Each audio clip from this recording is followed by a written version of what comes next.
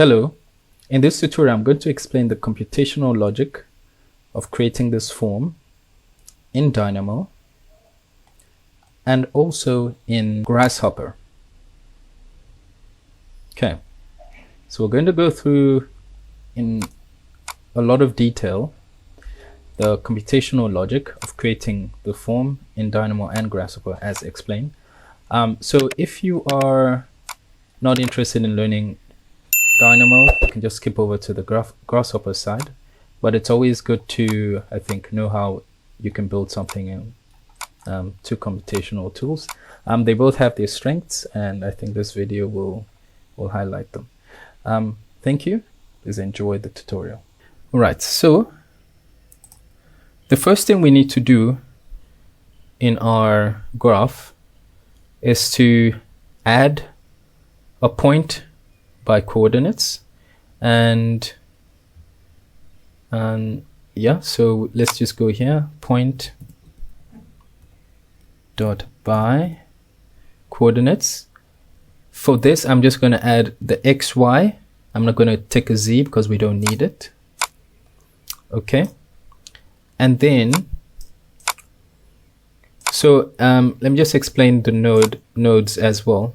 So a node, basically, to explain it, is a block of code represented by this graphic, right? So point by coordinate, and every node usually has a function. So as you can see here, point by coordinates, so it's explaining what the node is going to do and how it's going to do it, right? So it's going to make a point, and how is it going to do it? By coordinates. And these here would be the coordinates. You get the x value and the y value, and the output is on the right side would be point, right? And when the point is created, it will be in a list at the bottom here. Okay, hope that's clear. But so essentially most of the, all the nodes in Dynamo work like this. There's an input here, and then there's an output on the right side. If you're going to go use Grasshopper as well, they work the same way. Most visual programming software works like that, right? So yeah, so let's just proceed. So another way of programming in Dynamo is to use a code block, and a code block you can get by searching code block, right? And also you can double click with your right mouse button and the code block appears. So that's my preferred method, to just double click. So essentially what a code block lets you do is go beyond visual programming by using nodes and typing in actual code using design script. So if I say 2 multiplied by 2 and I hit run, you can see here that we have 4. So it gets more complex than that, but you know, essentially you can do that. And there's also Python. You can use a Python graph. If I double click here, this Python window will open up. Let's just wait for that to load. And then we can do raw Python coding in here as well. But for this, we would mostly be using nodes and a little bit of design script. Okay. So this video is meant to be in-depth, so just bear with me. I will be making going on little tangents here and there, just so you understand all the concepts, the key concepts, I think, of modeling in Dynamo. So for the X, we need to create the X value. So I'll explain this after I finished typing it up. So I'm just going to go here. I'll leave a comment. So to put comments in your code block is /, and I'll say X values 4 points. And then at the bottom, I'm going to have a code that goes minus x divided by 2 ... x divided by 2 ... hash hash 2. Okay, I'm going to explain this now. I'm going to explain this by doing another code block at the bottom that reads clearly.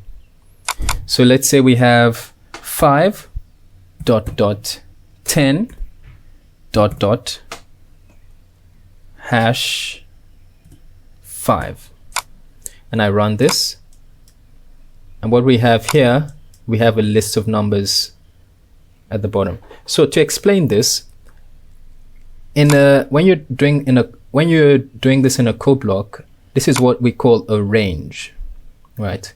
A range is what a range is. Basically, we're asking for from a start number of 5 to an end number of 10.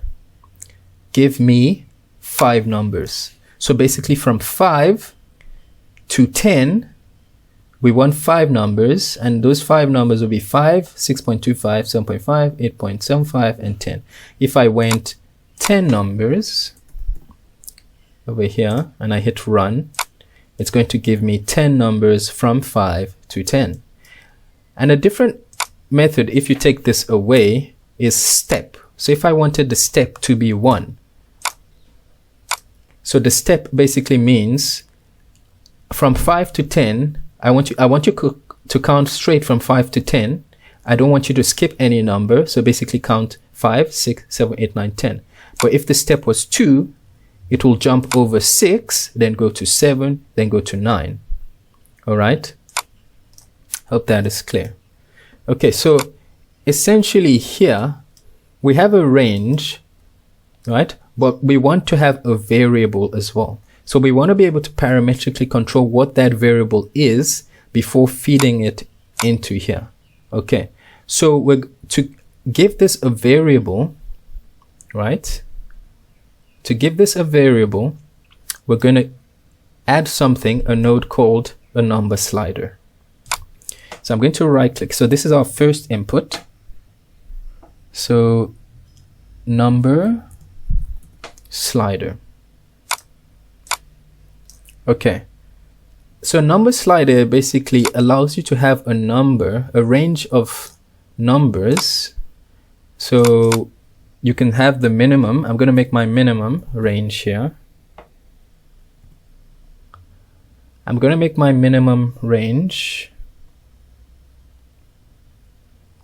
1,000. And I'm going to make my maximum range, say 10 meters, 10,000. Okay, and I'll make my step 100. Remember the step we explained in the code block. It's pretty much the same thing over here. And I'm going to rename this depth. So all this will come together as we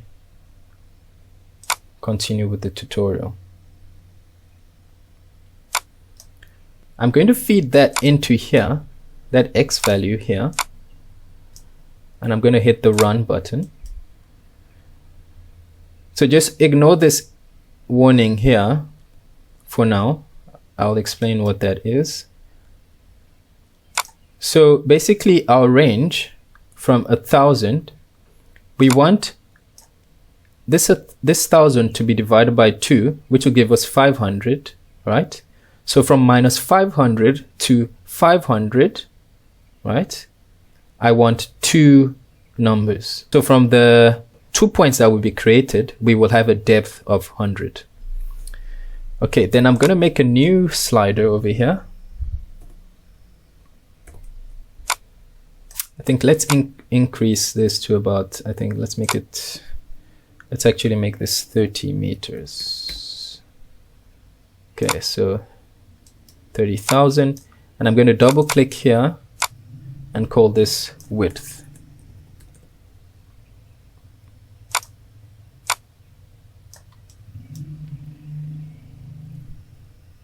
All right, so, and I'll make this 30,000 as well.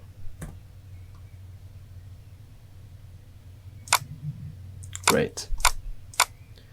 Okay, so I'm going to copy this and paste it here. and call this y values 4 points, and change this here, this variable,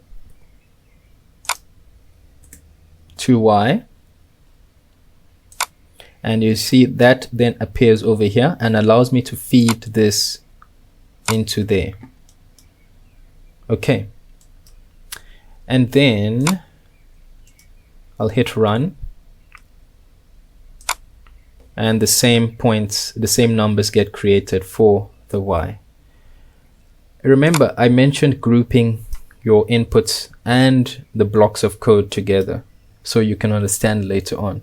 So I'm just going to hit Ctrl G, and I'm going to right click on this color and make it gray. Remove this over here and say inputs.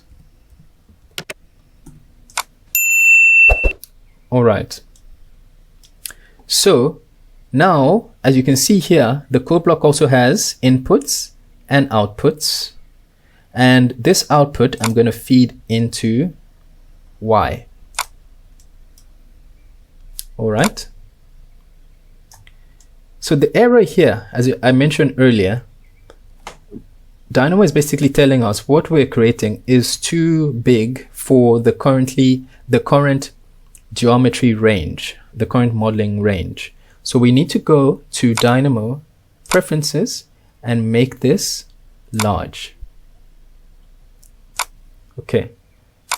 So then when we hit run again, it disappears. So if you noticed, while we were modeling, 2 points appeared on the screen. But for our shape, because we're trying to create a curved object, and we need to create a curve, basically it's called a NURBS curve, through the points, through 4 points to create the round shape, right?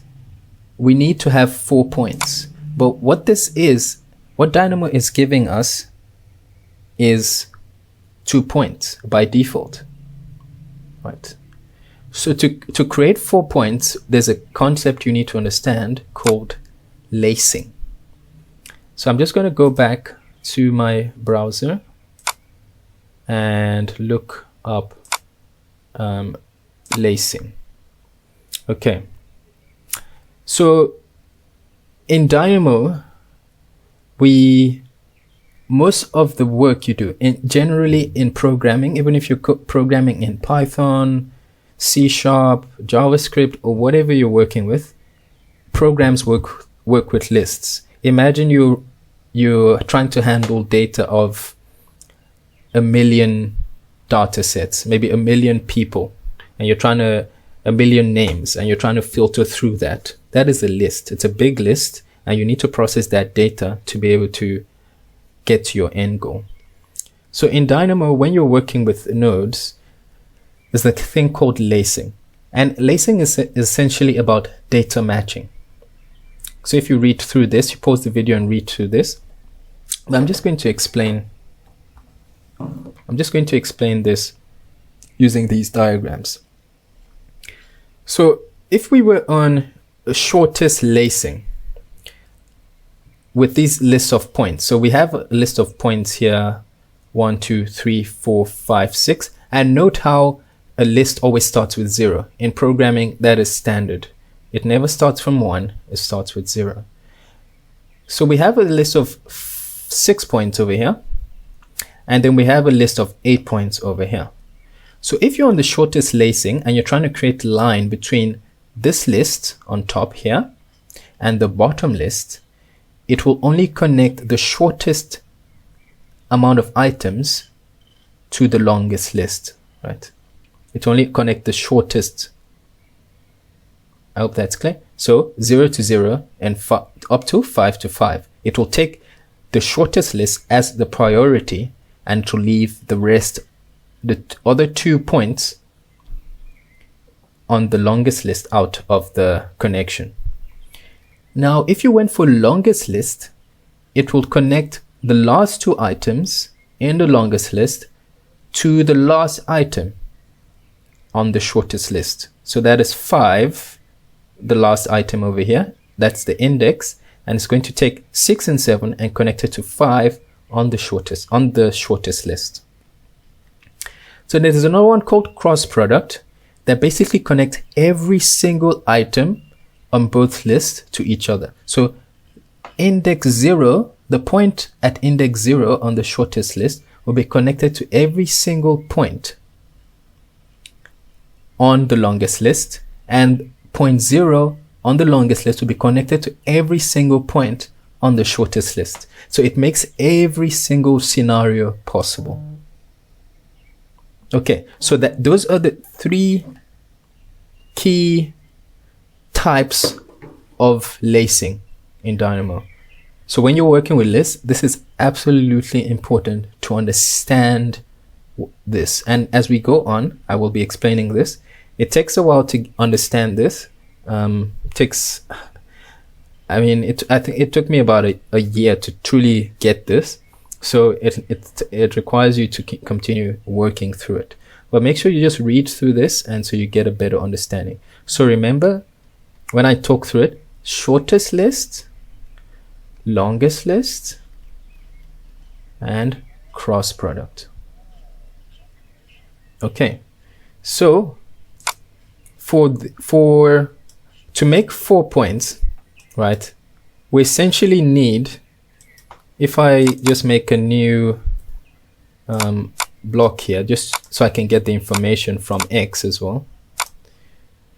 So if I open the list up, so this is the list of values for X, and here's the list of values for Y, right? We basically need this node here to connect these 2 values here to these 2 values, so we can have 4 points. Hope that is clear. So if I right click here, lacing, and I say cross product, we will get 4 points. Okay, and for now I will switch to auto on our execution, and as you can see, when I start to change this, the points start to shift from each other. So if I change the width, it grows. If I change the depth, it grows. So let's go to about, let's say 10 meter depth and a width of 23. And I'm just gonna zoom out over here. So that's what we've got. Okay, and then I'm going to delete this, and I'm going to group this together and call it base points.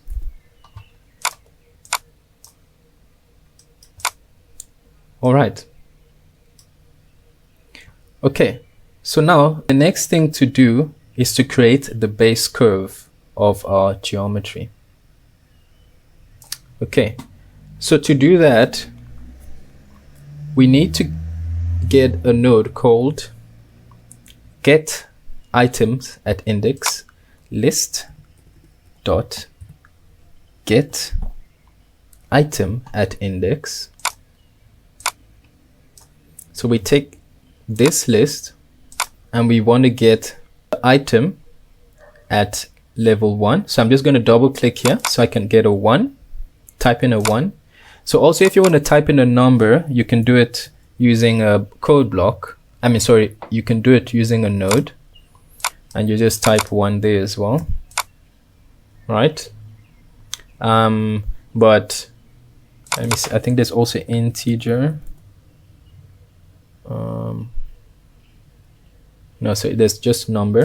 So you can do that as well, but it's much easier to just use a code block. And yeah, so there's a node for pretty much everything, but you can use a code block to replace that, and it's much faster.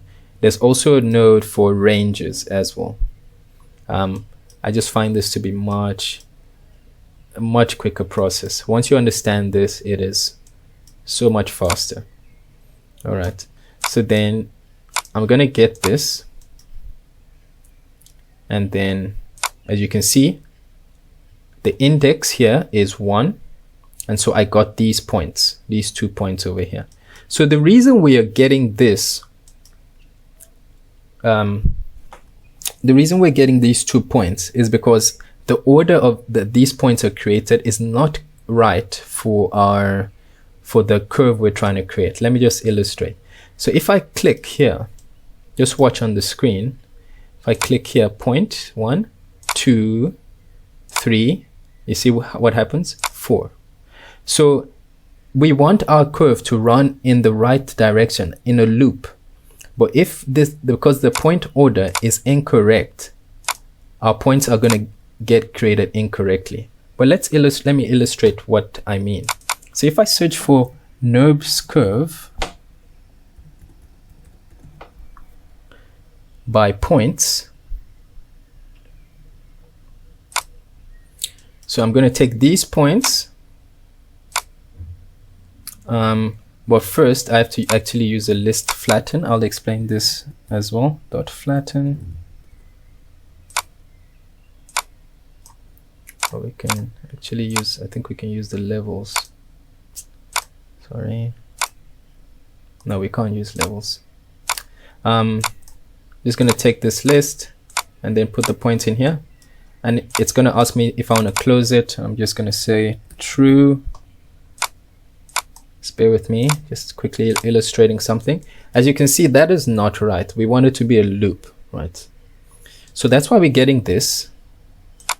I'm just going to move this to the side so we use it later on. And I'm going to hide the preview. Okay. So what we have to do is get a list dot reverse node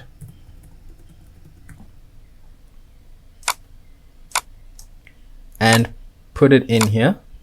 So what that's going to do, it's going to move the point on the index of 1 to the index of 0 and the point at the index of 0 to 1. It's basically going to flip their positions, right? Okay.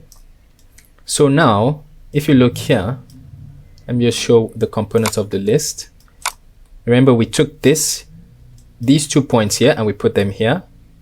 So now we're going to combine the first index, the points in the first index with these points. So now if I click on this, 1, 2, you see, 3, 4, now it's going in the right direction. Okay, so we're going to use another node called list dot replace item at index. So the list we want to replace the item at is this list. And what index do we want to replace? At index 1. And what's the item? So these 2 points we want to place back into this list. So we're going to take this list there and then place here. Okay. And so now if we click on this list, at the elements of this list, we will see that they're now in the right order. Okay. And we then need to flatten this list.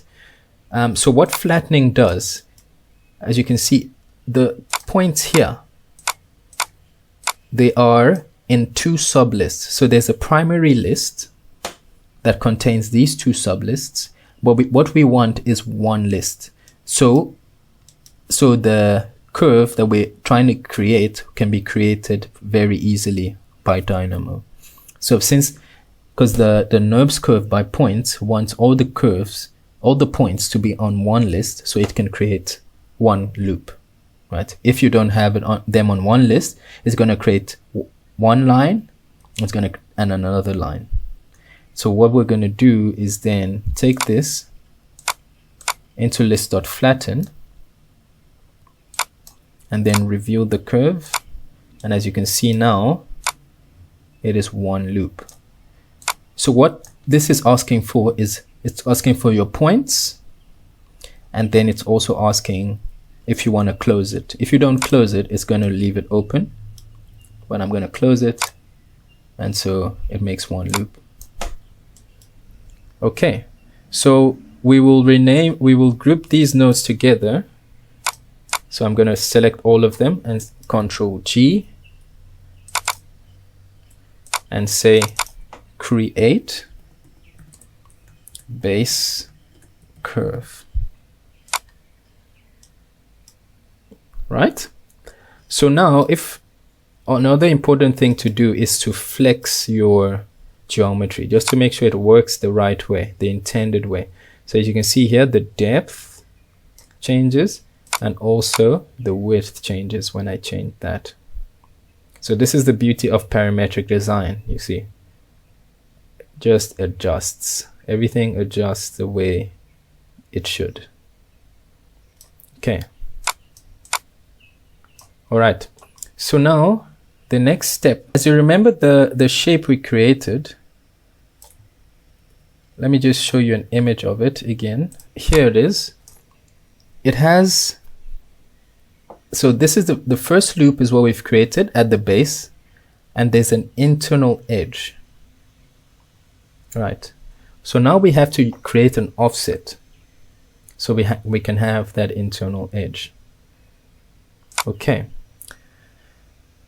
So to do that, what we're going to do first is we're going to create the line for the top edge, and to do that we use a node called geometry.translate. Geometry.translate direction distance. Translation in Dynamo basically means to move, right? So you select the geometry you're trying to translate. All right, and it's asking for a direction. So a direction is always represented as a vector. And so for you to understand what a vector is, I'm just going to open up the primer again and look here. So just read through this, and remember, read through this whole thing. It's pretty long, but worth it. Okay.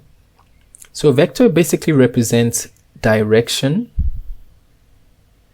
So if you were trying to move an object and you want to move it in a certain direction, you need to have a vector that indicates what direction it is. The vector represents the magnitude of that direction based on coordinates. So yeah, so this just explains what a vector is. So a vector is a geometric quantity describing direction and magnitude. You can't see vectors. You can only, they only describe direction. They're not visible, so they're abstract objects. All right, so just read through this, and yeah, so you understand what that's about. Okay, so I'm just gonna drop that. So the direction we want is vertical. So for a vertical direction, we need another node called, so I'm just gonna right click here, vector dot z axis. So there's no input for this, so you just put this vector in over here, and now it wants the distance. So for that we need to create an input, and remember we need to group our inputs at the end so it's clear when we modify our graph later.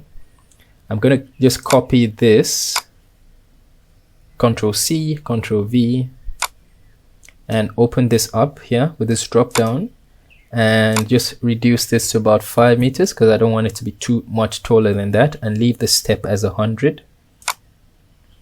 And then I'll call this height. Okay, and I'm going to leave, let's just drop the height to about, let's say, yeah, that's fine. And then I'm gonna group it again. So to group it, you can just drag it in and it groups. And I'll undo that, or you select everything here, right click on the node and say group, add to group. So now it's part of this group. And the height here, we're just going to say, grab that output Just click on the output and distance. And so now, as you can see, we have a copy of the base curve. And with computational design, when you move something, it doesn't necessarily move, it does not move the original object, right? It makes a copy. That's kind of a different way of thinking.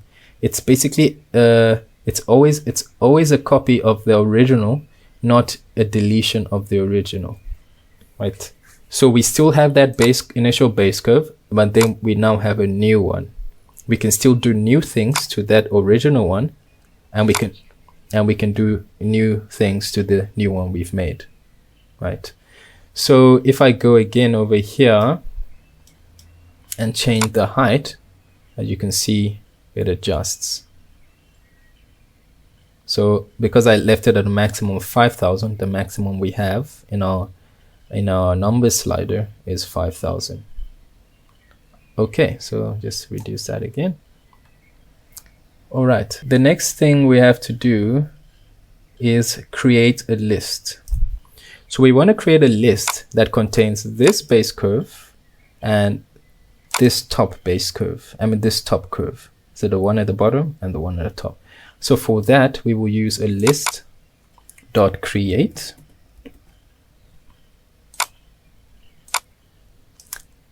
To add another item to the list, as you can see, it only includes an input for one, but I'm going to hit this plus over here and add this. No, I'll add this base first and then add the top second. Okay, so now if you go in here, you have these two curves, right? I'm just going to hide the preview of this one and hide the preview of that one as well. But as you can see now, they both get highlighted when I click on this list. So it means now they are in both the base and the top curve are in one list. So now to create that internal offset that I spoke about, remember, we need to have this outer loop and the internal loop. We need a new parameter. So that parameter I'm going to call offset. So I'm going to go back to the end of to the beginning of our graph, copy this again, and I think I'll leave it is like this. If you wanted to change it, you can change it. Maybe you make it a 10 meter depth, but I'll leave this as 5 meters maximum, and then I'll just call this offset, or I think I'll call it canopy, because this is kind of a canopy structure. Canopy depth. Okay, cool. Then we take that, we just leave this here. I'm just going to add it over here, pull it out, give it some space, and then we look for a node called curve dot offset. Okay, so what curve do we want? We want these two curves. And what distance? We need to drag to click this distance here and add it in here. So you see what happens when we do that. We want an internal offset, not an external offset, right? Because our maximum dimension for this, the shape we're trying to create, is from there to there and not from that point to that point. Okay, so to make this offset distance negative, we need to make that offset distance negative, a negative distance. To do that, we can use a code block and say minus offset.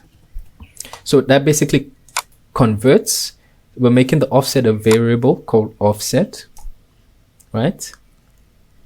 And we're adding a minus to it so that when we put in that offset distance, it becomes a negative value. So remember, if you open the list up, if you look here, this offset has a positive value. But if I take that value now and include it here, it becomes negative because we have a negative over here. Okay, so this is design. Remember, design script, very powerful. And then you take that output and add it to the curve offset. As you can see now, it goes inside and it's no longer on the outside. So if we change this, always good to flex your geometry. Now if we change that, we can have an internal offset. I think that's pretty cool. Okay. All right, then now the next thing, we group this, Control G, just remove this. So this here is comments. So if you wanted to add other comments here just to describe it in length, but I don't really use this. It's good to use if you wanted to add more specific comments. There's also Control W lets you add text notes. So you can type, this is for offset.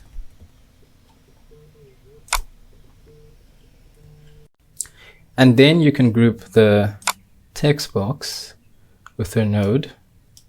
Let's say we want to group, let's say just take this text note into this group here, and then select that text box and hold down Shift and select this node, and then right click on the text and say pin to node. So if I move this node around, that text box moves with it. So you can add further descriptions on that kind of granular scale. Excuse me. So you can come back later and understand what the point of this was. Okay, so I'm just going to rename this group as offset top and bottom curves. Okay, then next we need to create points along the perimeter of the curves we have made. So to do that, we need to create a new list. So I would do another list.create. I'll right click and search list.create. And of course, you can also just copy from one of the other nodes, Control C, Control V, but I'll just keep doing it like this so you just understand where the nodes are coming from. So for the list.create, what we want is to get the offset curve, so these internal offset, and the initial curves over here. So those external ones. So we're going to take this list, put it here first, and add room for another list and put it there as well. And so now we have two lists of, firstly, the externals, and secondly, the internals. So remember, if you select the list here, at the top here, it selects both of them, so you can see what elements are in that list. So it shows you at 0.1, which is 0.1, right? This is this curve, that curve here, the top curve, and at 0, 0, we've got the base curve. And if I select the other one, the internal, at index 1.1, we have this top curve. At 1.0, we have the base curve. Okay. Then the next thing we need to do is because if you recall that the circles, these arcs are being created from the internal curve, right, to the external curve. We need to pair this internal curve with the external curve. But as you can see, as we saw previously, the external curves are both paired in a list, and these internal curves, top and bottom, are paired in a list. But what we want is these two curves, this one and this one, and that to be on a list. Okay. All right. And something I didn't mention is, but you've noticed, I'm sure, that I've been toggling between these. So these over here, if we do Control B, or we click on here, it allows us to get into the geometry preview. And to rotate in the geometry preview, you hold down the right mouse button. Okay. And also it allows us to go to the node view. So as you can see, the nodes are grayed out now because I'm in the 3D preview of the geometry. But when I click here, I say Control B, it allows me to get back into the node preview. And the geometry then stays still. Okay, so to pair the internal and the external curve, I'm going to use a node called list.transpose.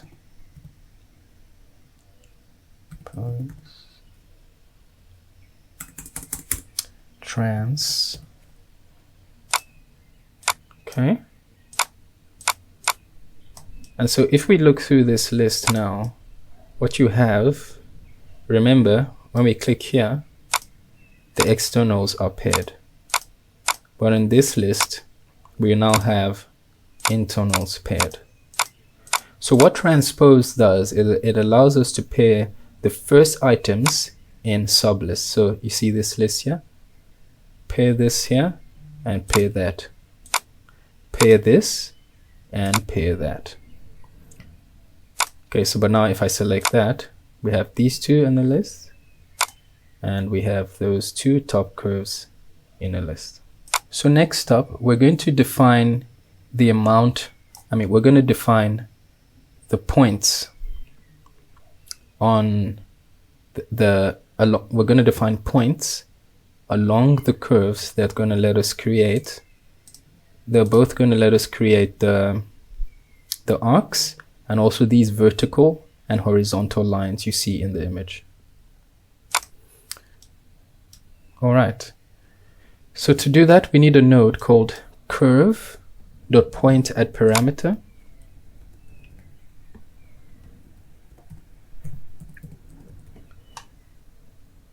So there are other types as well, but what we need is curve.pointAtParameter. In Grasshopper, this node is actually just divide path, if I remember correctly.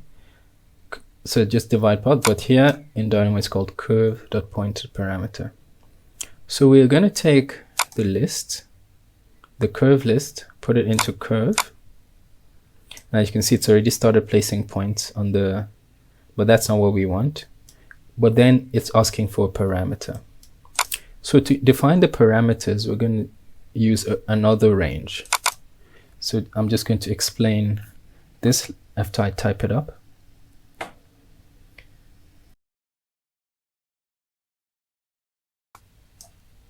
Just left a comment there for myself. And then now we can define the range at the bottom by saying 0.1 hash, and we need a variable now, num. I'm just going to call that variable num plus 1. Okay, so it's going to return an error at the moment because it still needs that variable. It's not defined yet. Okay, so to define this variable, we need to create an integer slider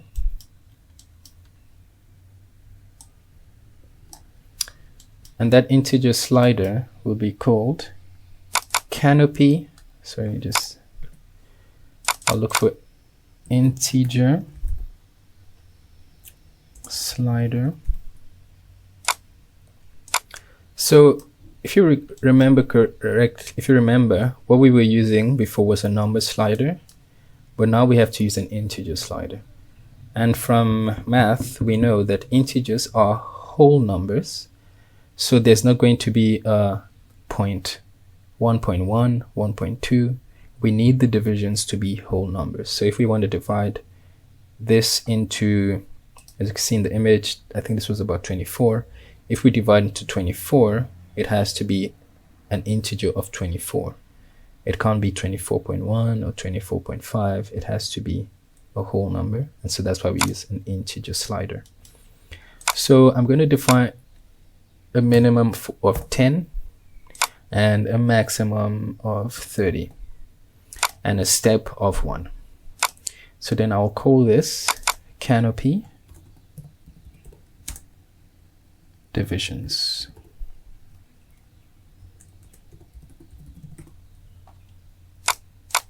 Okay, and I'm just gonna pair this and put this in the group, and then I'll just leave it as, let me leave it as the lowest 10 now, and I'll feed that into here, and I'll open the list up, and what you get is these numbers, basically 11 numbers from 0 to 1. Of course, I'm sure you noticed we said 10, but it's giving us 11 numbers. But I'm going to explain this now.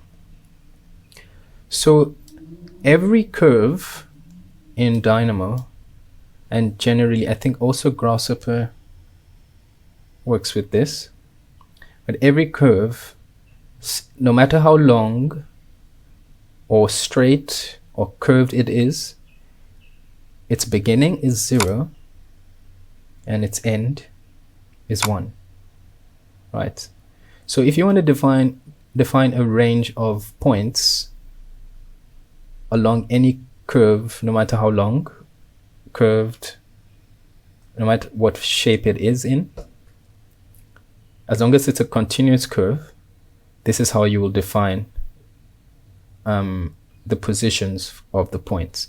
So basically what I'm saying here is from 0, which is the beginning of the curve, to 1, I want this number, which is num plus 1 of points. But remember, because you remember this is what we've got here is a continuous curve, and if it starts from this point, which is where it starts from, as Dynamo is indicated here, it's going to go around defining points, and it's going to come back to this point. But because we are trying to define 24 divisions, 10 divisions along the circumference of this curve, we need to add a 1 as well, right? Because these points, when it divides it and it comes back here, these points are going to overlap. Okay, I hope that's clear. So we're now going to transfer these parameters in here, and to make sure the points show, we need to make sure that the points we require, which are the 11 points, to make sure they're created, we need to do lacing again. Okay, so the lacing needs to be at cross product. So now you can see that we have, so if we count the divisions, let's just count here. So 1, 2, 3, 4, 5, 6, 7, 8, 9, 10. So if we did not have that plus 1, if I remove that plus 1, and we count again, 1, 2, 3, 4, 5, 6, 7, 8, 9. Because we don't have that plus 1, we're only having 9 divisions. And when we actually want 10 divisions. So it is important to have that plus 1 included. I hope that illustrated it much better for you. Okay, so the next step now, because we actually do not want the points to overlap the way they currently are overlapping, because if they do overlap, our geometry won't compute as it should. We need to drop the last point. So this list of last points, which are over here, just going to zoom in here. So we need to drop it, the last point here, that's the last overlap, at the top and at the bottom. I'm sorry, at the bottom and at the top. So to do that, we're going to use another node called list dot drop items. So remember, to understand what a node does as well, you can just hover over the top and it will describe as well what it says. So you can see here it says remove an amount of items from the start of the list. If the amount is negative, is a negative value, items are removed from the end of the list. So because we're going to take out the last item, we can also remove the first item, but to make it more interesting, I'm going to make the last one. I will say -1, and then I will add the list over here. Okay, but this will not be the correct thing. So as you can see here, we have 44 items, and then we have 44 items, and then here it drops 22. This is another important thing. This is called levels. So with levels, when your lists start getting complex, so as you can see here, our list has many components here. So we've got a list here, this list, right, that contains another list and another list that contains all these points, right? And then we have another list on top that contains all the points of the internal and the externals, and the base curves and the top curves. So understanding these levels is so important as well. So another thing to see here is you've got this list of points has 4 levels. So we have level 1, which is indicated as at this level. So basically at this point here, all these points are at level 1. At level 2, we've got this list and this list here are at level 2.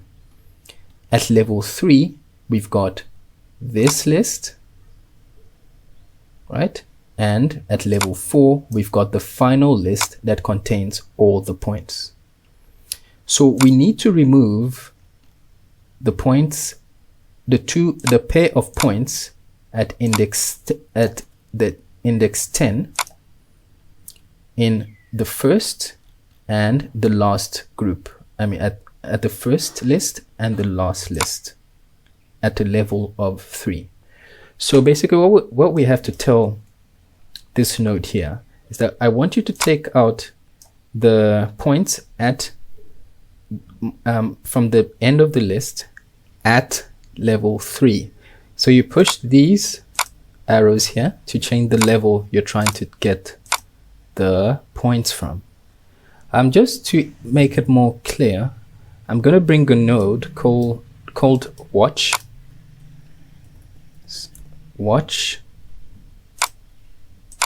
and now I'm going to take these points in here, and then the watch node basically lets you view what's in a list just much clearer. So you can expand this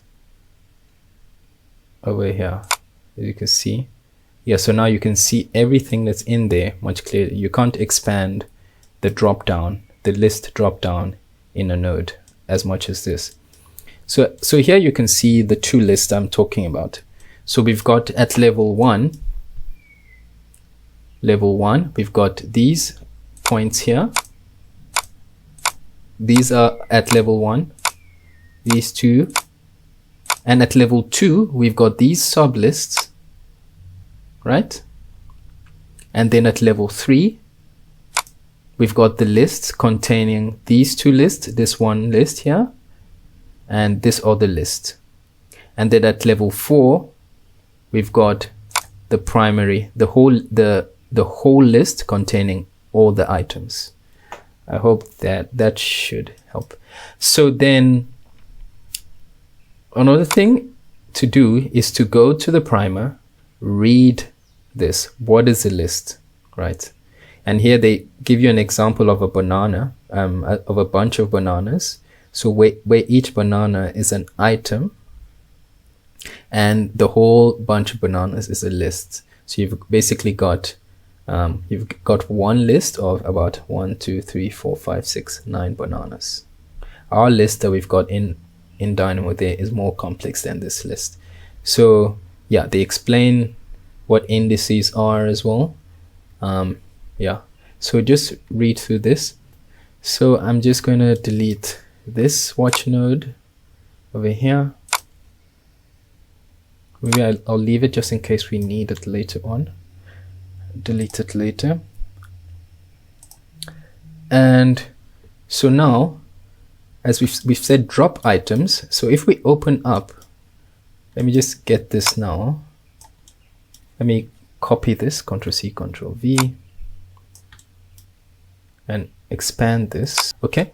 And if I take this here and put it into the watch node, you will see here we have 10 items. And now we have 9 items here because we removed with -1, right? From the back, we removed 1 item. If I made it -2, that list is going to drop down to 8. You see, so we've got 8 now, and we've still got 10 here. So -1. So now our list has been cleaned up, so we do not have overlaps of points at those locations. All right. I'll just keep one of these watch nodes so we can use it later on as well. Okay, so now I'm going to group these over here. Control G. Let's remove this description here and call it create curve points. All right. The next thing now is to create the vertical polycurves.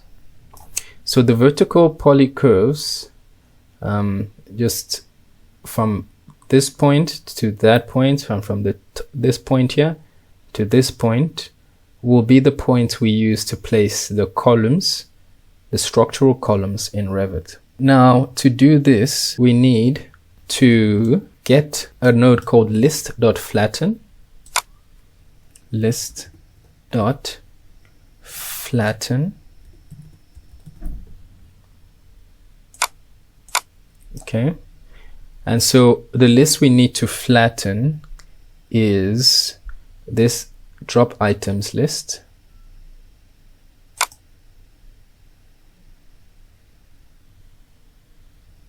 Yeah. Okay. And then we need to flatten that list at level 3. So remember, level 1, level 2, and level 3. Okay, so I'm going to take at level 3, I'm going to get another watch node so you can see what's happening. Control C, Control V, and I'm just going to expand this. Okay, and we're going to pull this in here. So now what we have, remember these were this list at level 3 had sublists.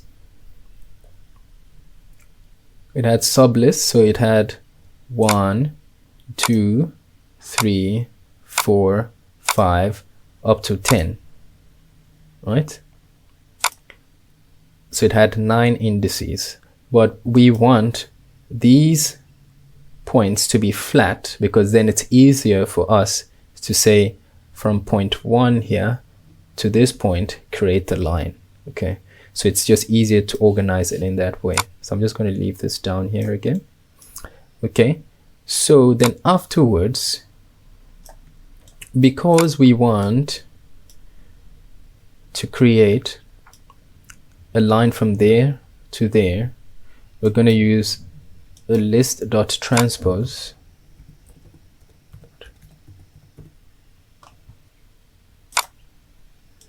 Okay, and with the list.transpose, we're going to take this list here, and it's going to pair our points up into 2s.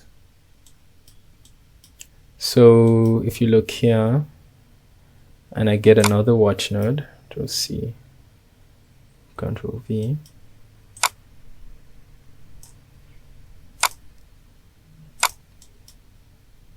It's created one list that has got pairs of points. So, and this list only has 3 levels. Okay, so you see how we've processed it from here to there to there.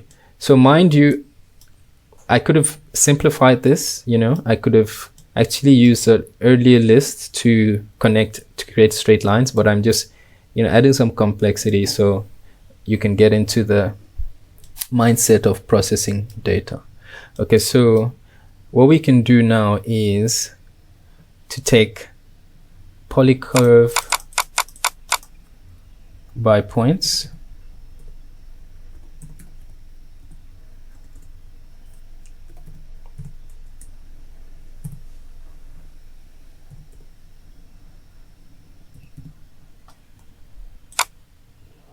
Okay, and then it's asking for the points, and because the points have been paired like this, it knows that it only needs to connect these 2 and these 2 and these 2.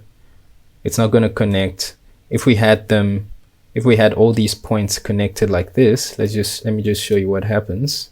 If I took the first list over here, it's going to connect in a truss like, I mean, that looks pretty cool. It's going to connect them in a truss-like pattern, right? Because all these points are in one list. It's just going to connect from along the internal and external curve, but that's not what we want. So we're going to just connect it in here. So we have these vertical points. All right, so now we've made our vertical polycurves.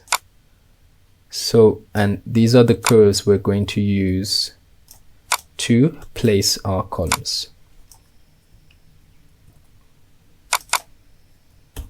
Okay, so I'm going to say create vertical polycurves. And then I can make a comment, say for column placement in Revit.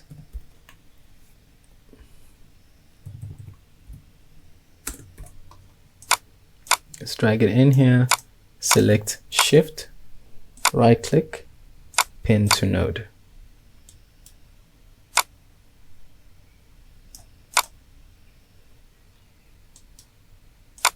Okay, the next thing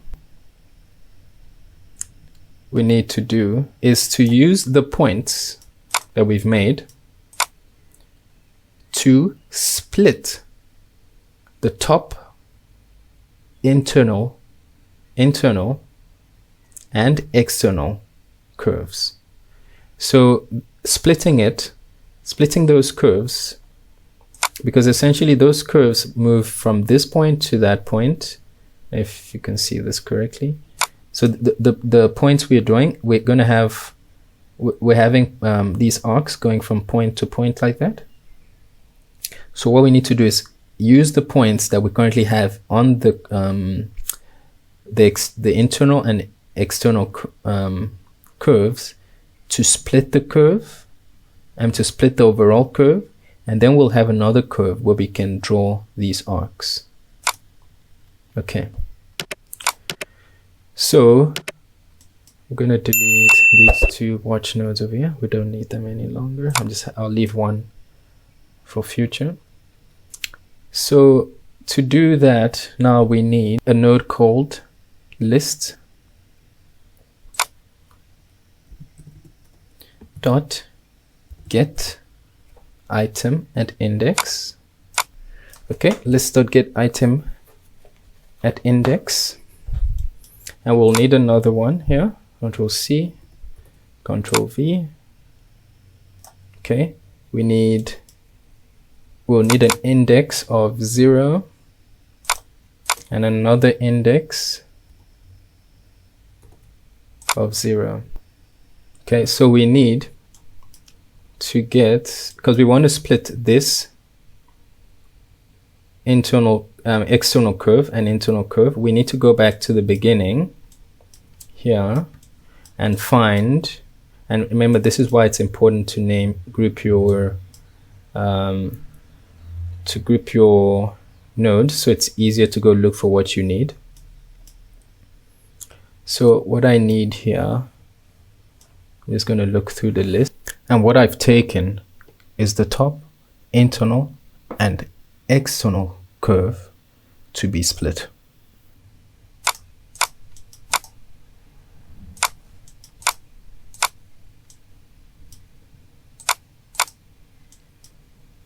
All right, so I'm getting at index 1, I'm getting the top curves over here. And then at index 0, we need to get the curves for the points for splitting. Should be over here where we created the curve points. So let me get that and check it out. List and index.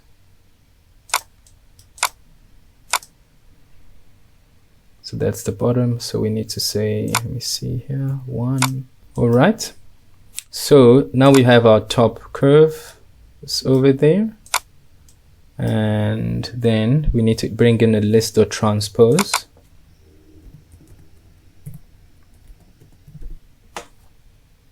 Sorry, just need to get that node. List dot transpose.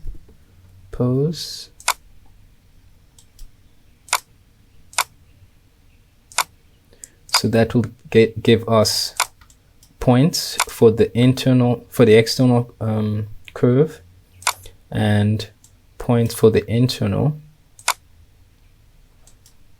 that we're going to use to split the internal curve. Okay, then we need a curve, another node called curve dot split by points. All right, then you take, it's asking for the points, and then we need to get the curve over here. And with this, if you look at this list, we've got level of 3, and over here we've got a level of 2. So this is where list matching becomes also very important, right? So we know that we want these points here that are at level 2. So you've got level 1, level 2. We want the points at level 2. So basically that entire first list here, this entire list needs to respond to this one curve, right? So I'm going to take it at level 2 and over here at level 1.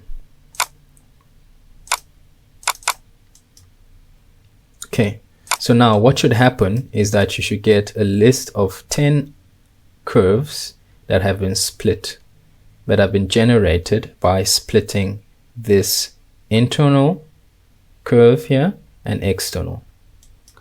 So to make sure this is correct, I'm just going to hide everything else. Okay.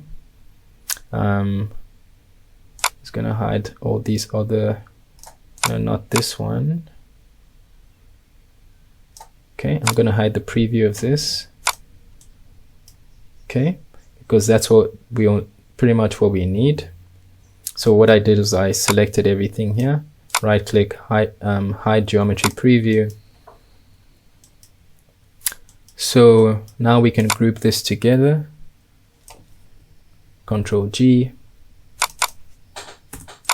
and say split top curves. All right, so now we've got our split curves. Okay, so the next step here is to create the arcs. But to show you first that the curves have been split, we can do, what I can do is then hide all these curves and hide this one as well. I'm just gonna right click, hide geometry preview, and then make another list with a code block. Let's say 0, 0. So what this lets me do is grab the first item here, grab this first list and grab the first item on the list. So 0 at index 0, which is here, and 0, right? So if you had another list of lists, but if I did that, it's going to be red because this list is not that long. It only has how many levels? It has this one level and this other level, right? This other list. It doesn't have 3 sub lists. I hope you understand that. Okay, so this basically allows me to see, okay, this has been split by those points. So if I go to another index of 1, I'm getting that other point. If I change it to 5, I'm getting the other curve there. Okay, so that's been done correctly. So now we have to create the arcs. So to create the arcs, we need another curve dot point at parameter.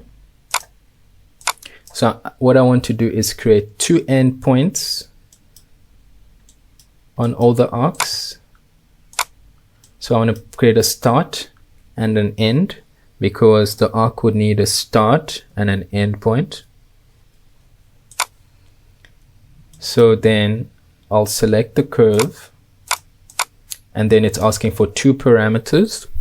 So those 2 parameters are going to be, I'm just going to put it in a list, 0, 1. So in Python, Python works just like this as well. So if you want to create a list, you need to use these brackets, these square brackets, and put what you want in the list. So if I wanted to add something else into a list, it doesn't matter if I put letters as well. That also gets added into the list. And if I drop down here, you can see we've got 0, 1, and that in a list. So you can put different kinds of things in a list. So, but here I just want 0 and 1, saying I want a point at the end, at the beginning, which is 0, and at the end of the arc of that split curve. Okay, so I'm going to take these parameters, plug them in here, and remember what the level we want to add the endpoints to is level 1. So that basically gives us 2 points, right, on each curve that you see here. Okay, so we can just expand this with the watch node. So 2 points on each curve. Okay, then the next thing to do is to include a list dot transpose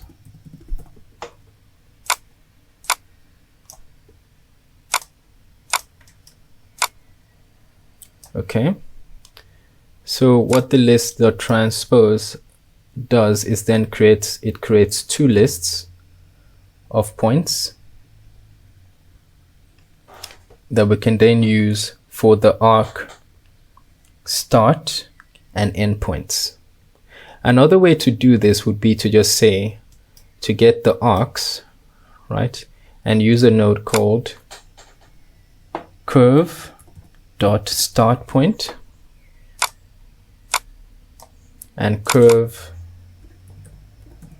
dot curve dot end point. Okay, so basically going to do the same thing, because what I'm going to have to do here now is to get this first list independently and get the second list as well, and then feed it into the node for the arc. But if you do not want to use this method, I mean, there's so many ways of doing these things. You can just go in here, all right, get the start point, and then afterwards get the end points as well. But I will stick with this method that we've started with. And then I'm just going to make a code block, more design script, and then write arc start point, and then another comment, arc end points. So I'll create this list over here. I'm going to select using 0 in brackets, square brackets 1, and put this here. You need to have that at the end to close off the list. It's similar to JavaScript, that when you at the end of a line, you need to finish off with that, or it's going to give you an error. And then I'll copy, so this should be 0, not 1 actually. That's for the second list. Control C, and then I'll paste this over here, and then type one in here. So what this is basically doing, right, let's use a watch node. It's going to let us select this list over here, and then this list over here.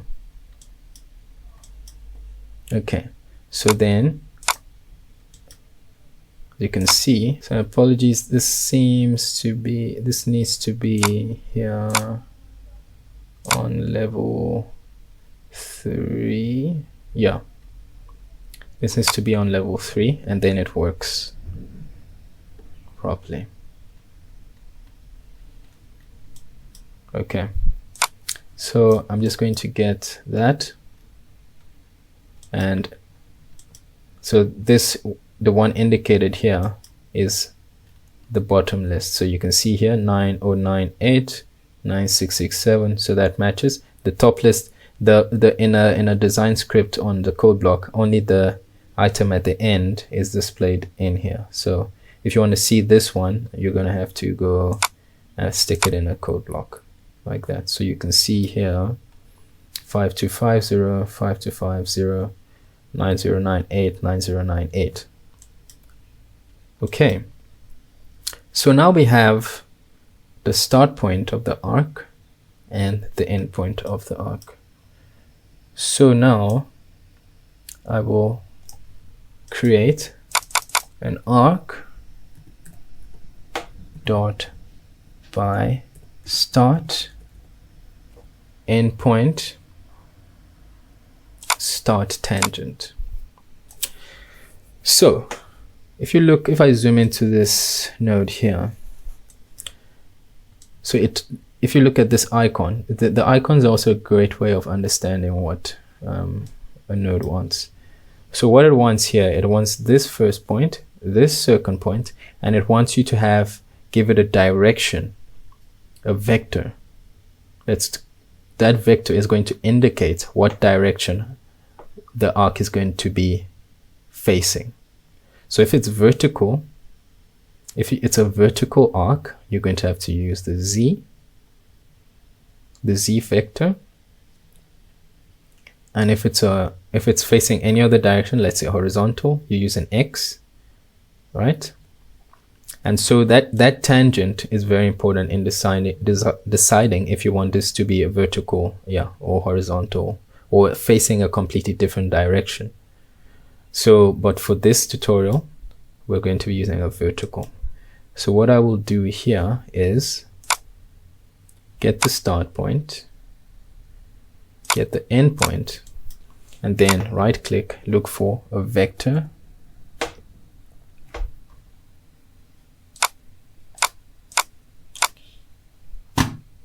Sorry, right click, vector dot Z axis. And just for some design script, you can also do vector dot Z axis like that, and that also creates the same thing. So if you look in here, it's exactly the same thing. See, so the Z means, because it's a Z vector, it's 1, and the X and the Y values of the vector will be 0. Okay. So I'm just going to delete this and have that as the start tangent. And so now, as you can see, our arcs have been made at the points, and our form is starting to take shape. So to make sure our graph works as intended, we need to flex the parameters, but first I will group these together and say create arcs. Create arcs.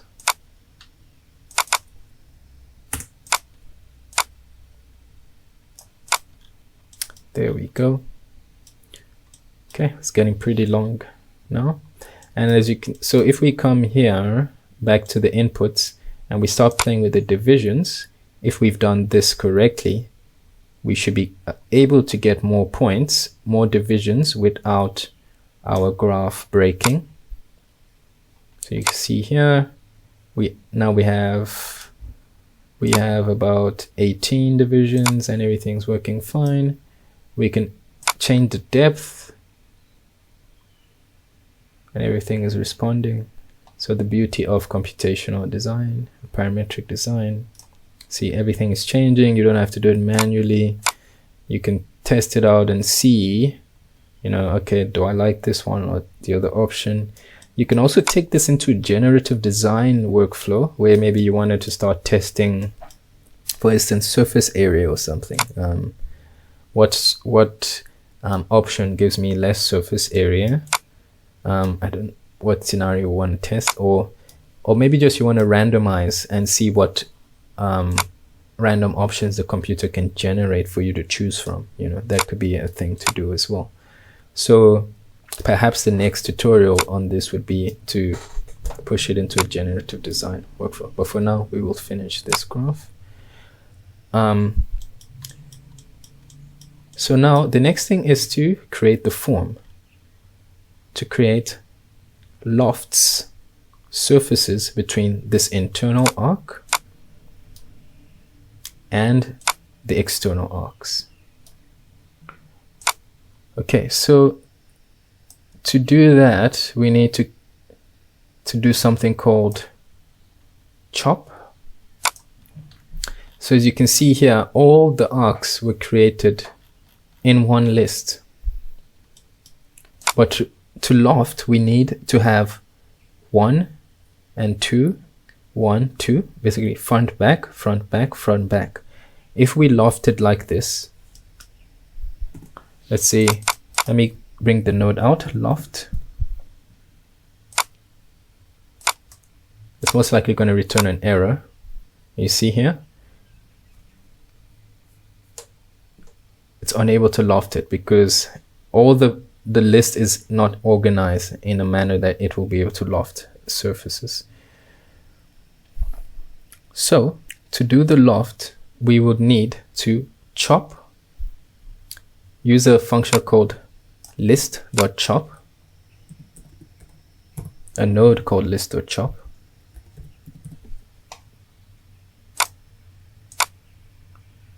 Right, and get this list and then chop it with the division value, which is at the beginning of our graph.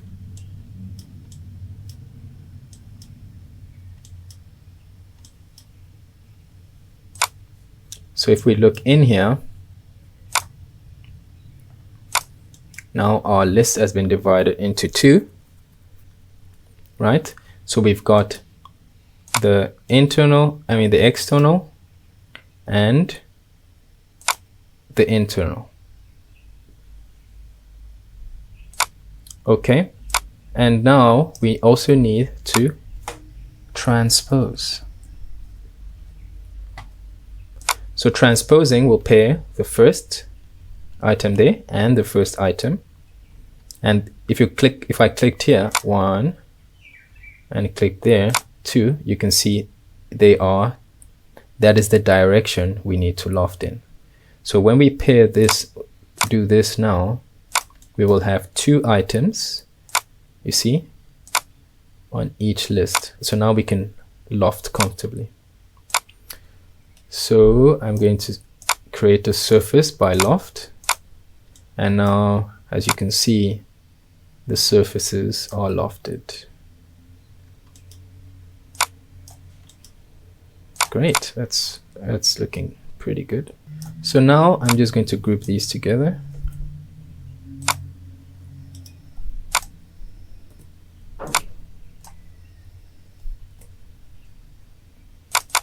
And say create Canopy Surfaces.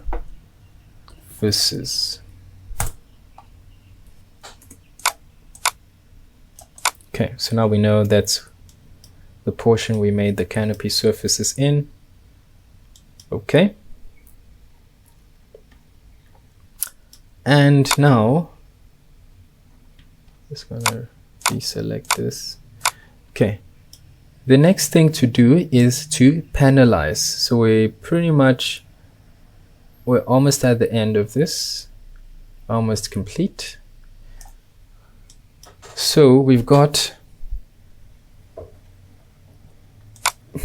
all our surfaces. Here we have 25 of them.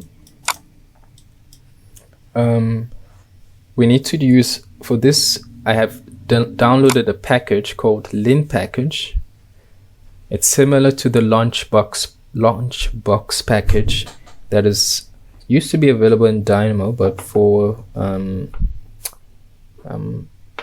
some reasons it's been discontinued in Dynamo. But I think it's still possible to use, but it's pretty difficult to set it up. So we can just use this package called Lin package. And what it does, it's just going to, and there are many other packages like this. But what it does, it's going to allow us to panelize this surface in varying patterns. So what I'm going to search for is pattern. And let me just show you where it's located here. So it's this one. Then if I go into it and I say geometry, pattern, you can see here there are many of them. So I can what I need here is pattern rectangle to surface. Then if I get the surface, I need it to be at level 1. I'm going to say use levels over here. Level 1. So this is going to get very heavy now. So I'm going to just make the execution manual. Then the divisions we need, I'm going to say 5 and Control C, Control V and 10. So these parameters, I'm going to explain U and V. So with surfaces, surfaces work with UV coordinates, UV divisions. So the U division goes in, let's assume a surface is a rectangle. So the U and the rectangle has a longer side and a short side.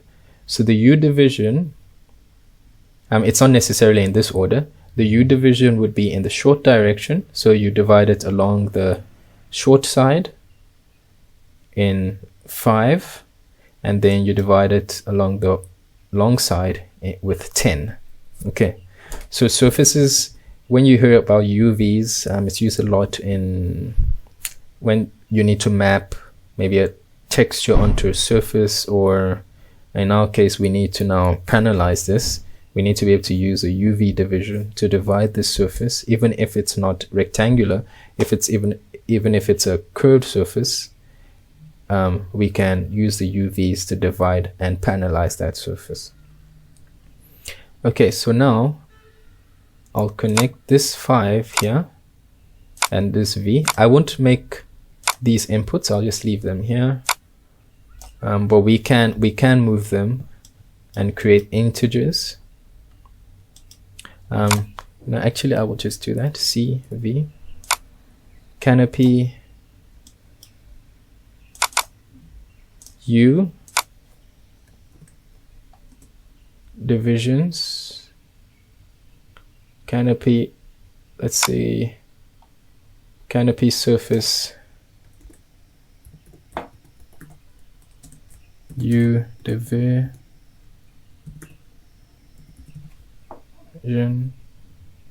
accept.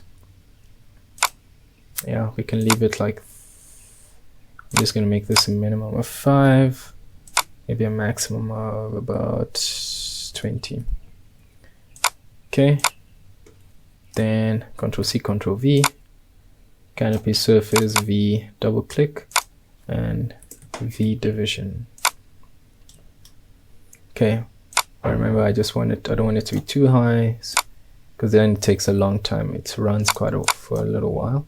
Then I'm gonna pair them over here. Then get this in there and take the other one.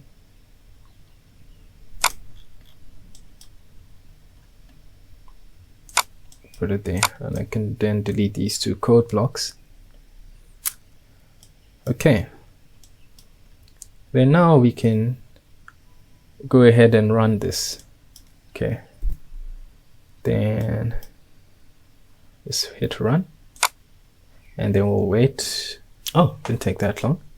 And then to show you the panelization, we can then hide this these surfaces, hide the preview, and then we can also hide the arcs, because we don't need to see that anymore.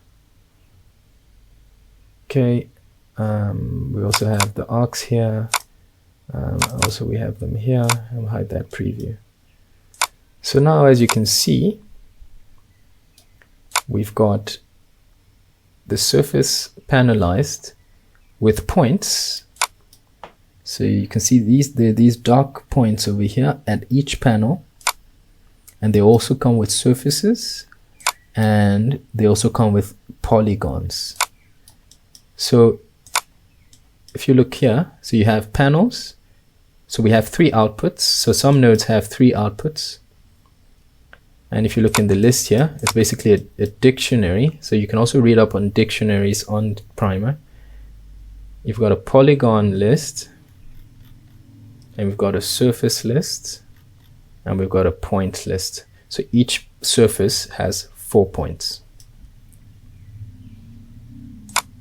Okay.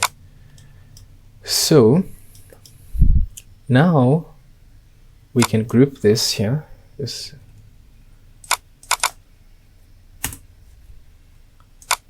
and say Panelize Canopy Surfaces.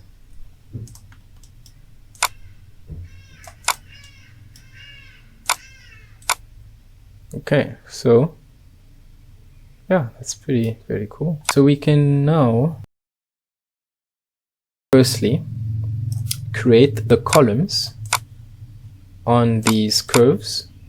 These vertical polycurves are to make structure in Revit. So to do that, there is a node called Structural Framing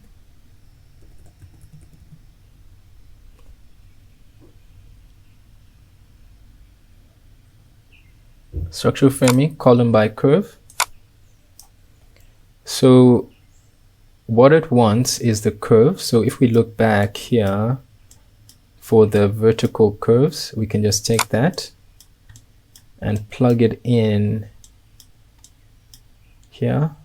Oh, sorry, I didn't get it. Select, zoom in, curve. And now it wants a level. So if I right click and search for levels, I'm just going to host it on the ground story level. And also it wants the structural column type. I can right click it as well. Structural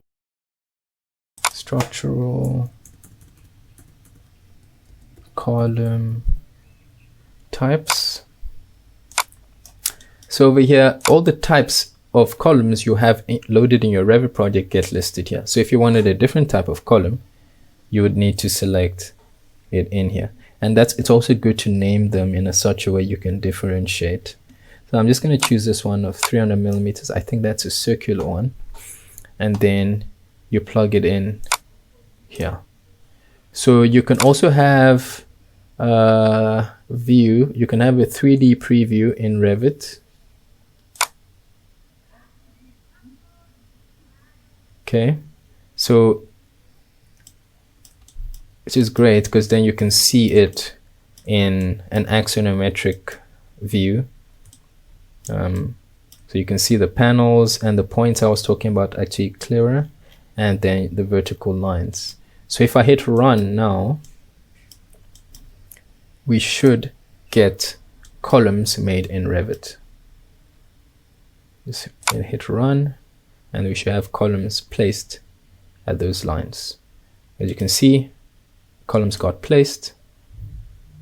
Let's say you don't like that size, you can easily just change it, or you wanted a different type of column.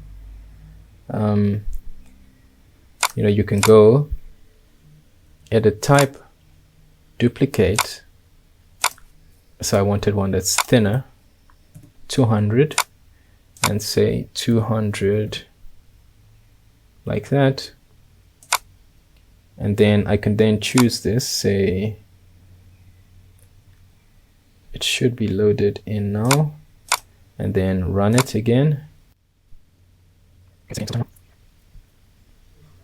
Okay, as you can see, it's changed all of them, so now they are all 200 millimeters. So that, I think, proportionally looks better. What I like to do with my Dynamo exports into Revit is to color them differently. So for this, I'm just going to use a blue, so okay, this is not just for Dynamo, this is pushing things into Revit. So I'm just going to say place columns in Revit. Okay, so now it's organized in that way. So we've got gray, green, blue. And the next thing we need to do now is to place the adaptive components in Revit. Okay, that's our last step. So to do that, we need to just right click, adaptive, and search for adaptive component.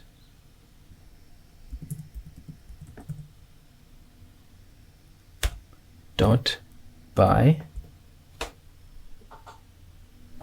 points. Okay, there it is. Okay, so it's now asking for the points. So the points we want to use for the adaptive components are, sorry, the points here.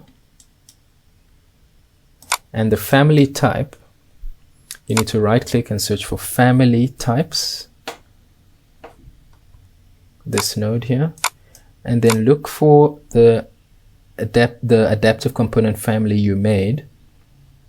So I'm going to choose this 2 over here and then place it in here, and then group this together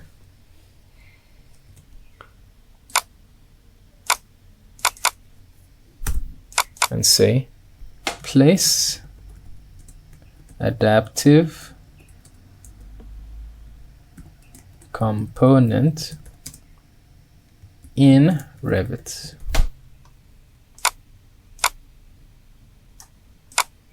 Great. So now we just hit run and just let this run. This might take a few minutes, and just run it. Oh, great. So it's all loaded in. As you can see, I'm just going to maximize the Revit window, minimize Dynamo, and then I will hide the Dynamo preview. As you can see, it's overpowering this a bit. So view, 3D background preview, just hide the Revit background preview, and as you can see here, it's placed all those elements at all those points.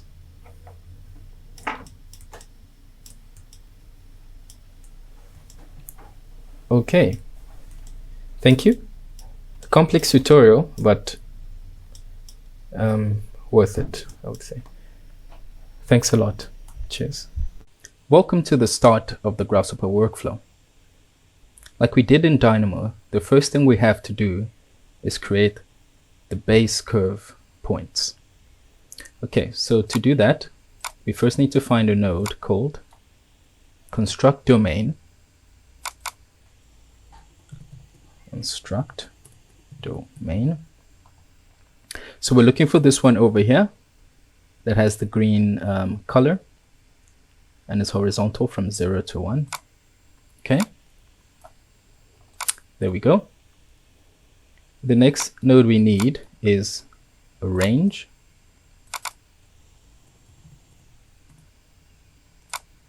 Perfect. And now feed the domain input into domain over here. I'll still explain all this in detail. And then look for a construct point.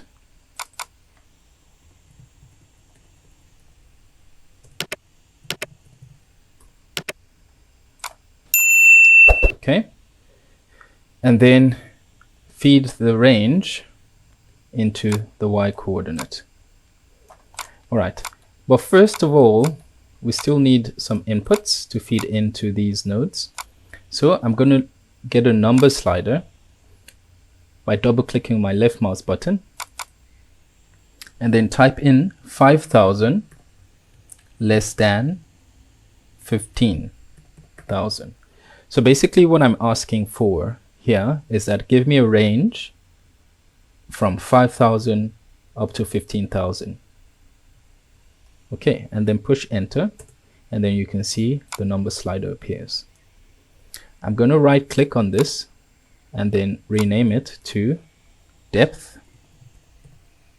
So this will be for the depth of our structure. Copy paste and then make this width. Right click, width. Perfect. Okay, now let's group these together. Control G and search for scribble. So I always like to group and label all the groups of nodes, just so when later down the line I know what is doing what, and also like to keep my inputs at the beginning of the graph. Okay, then add to group. So now we've grouped these two inputs together. All right, so we're going to plug these two values into domain start and then domain end. Okay, I'm sorry, don't plug in the width as yet, just plug in this into both inputs. All right, so what we need to then do at these inputs, these two inputs, is to right click on them and then set an expression, and in here say minus x divided by 2. Okay, and then in the other one say x divided by 2. Okay, so as you can see with these points, what I'm trying to achieve with that is to make sure that the points we're going to add move up, go down in the x direction. So I mean go down vertically, so that is minus, the minus value, and then also go up so that it grows out from the center origin of Rhino. All right, so what you see here now is that when you hover over the input, you see 2500, so that is 5000 divided by 2, and then also minus 2500 because we had in the expression minus x divided by 2. Great. So the next thing is we need is a panel. We want to feed in the number of values that will come out of this range, but at the moment, as you can see, we have, because the step by default is set to 10, it's giving us 10 about 10 numbers, which we don't want. So what I'm going to do is you can either right click here and say set integer and make it 1. Okay, and just to know, the range node always brings out an extra value, and so that's why when I set it to 1, it now only gives me 2 values, as you can see, minus 2500 and 2500. The other way you can set a value is by using a number slider, or you can also use a panel.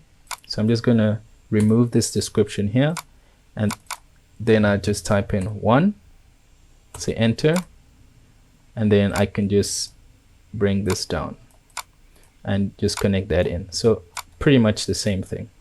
So but if you don't want to use this to get confused, if someone else is looking at your script, it might just make sense to just feed this in so it's clearer. Okay, so as you can see now on our canvas, we've got 2 points that are going from, as you can see, 2 points from as we change these this depth input. Okay, perfect. Okay, so the next thing we need is to add another construct point. So I'll just copy paste this, Control C, Control V. Okay, and then I'm going to feed this x coordinate here a value. Okay, so because as you can see, it's not going to make our shape as yet. We only have, it's right in the center, and we need to shift it out, and the next one will be moved out here. So the x coordinate value will be this width value divided by 2. Okay, so let's take that in. So what I'm going to do is look for a number container. Okay, this is to keep my graph neat. I don't want to have to stretch wires everywhere. So I'm just going to right click on that input and then say wire display to hidden. Then I'll move this over here. Okay, and then connect that into my X coordinate. Okay, and then in here I will say, just add an expression and then just say X divided by 2. Commit changes, and now as you can see, when I change the width here, those points move because now they have an X component, which is half the overall width of our structure. Okay, so the last thing to do is to connect that value in here. So I'm just going to copy paste this, Control C, Control V. Okay, so plug it in to the X coordinate input, and then right click, change the expression to minus X divided by 2, then commit changes. As you can see now, when I change the width, they both move in and out, and when I change the depth as well, that also changes. So let's group this together. Control G. I'll copy paste the scribble, Control C, Control V. Select, right click on the group, add to group, and then say create. Double click with your left mouse button and say create base curve points. All right. See you in the next part. Hi there. So just if it wasn't clear, what a domain helps do is to tell the range input what the start number of a range of numbers should start from and what the end number should be, right? So in this one, like we said, minus 2500 is the start and the domain end is 2500. So what happens is that our range then gives us a range of numbers from minus 2500 to 2500. So if the step, if I double click here, was 10, it will give us even more values, which is obviously then creating more points. So now it's from minus 2500 to 2500. So that's what the range does. I mean, that's what the domain helps with. But you can also set your domain actually on the input itself, right? But this is grayed out because we already have a domain linked in. But yeah, that is the basic gist of it. So I'm just going to change this back to 1. Okay, and so now let's go about creating the base curve. Okay, to do that, we need to, let me just bring out a panel so you can see what's in here. So as you can see, there are 2 points in this one, and also there are 2 points in the other construct point node. Okay, so we need to use these, combine these 4 points together. So these 2 here and 2 here, and then pass a curve through them, an interpolated curve through them. Okay, so to do that, we need a merge. Double click with the left mouse button and search for merge, and now connect this and connect that. Okay, so now when I select this, you can see they're all 4 are highlighted, and because now we've combined them into one list. And when we look at here at the structure of the list, you can see that now they've been placed together, all 4 of them. Okay, so now we need to find the node called interpolate, which basically helps us create an interpolated curve. So we'll go connect this merge here to vertices, and we'll use periodic, right click on periodic and set boolean to true. So that set boolean to true. So that input helps us close the curve. Okay, but as you can see here on Rhino, this is not doing what we want, right? We would want the curve to actually flow through each point and make a continuous curve, and not a curve that is overlapping with itself, right? So this is not what we want. So why that's happening is that the curves are in the wrong order. So what you're seeing here is that this is the first curve, that's the second one, it's the third one, that's the fourth one, and then it closes off. So to make this work correctly, we need to flip one of the list of points, essentially reverse the positions to make this one the first one, right? And this one the second one. So that when the points move through all 4 points, it goes from there to there to there and to there. So the way to achieve this is to reverse this list, okay, or this list. Well, let's choose this one. So I'm going to search for reverse list. Okay, there we go. So when you hover over it, it says reverse the order of a list. Very simple. So we just connect this in here.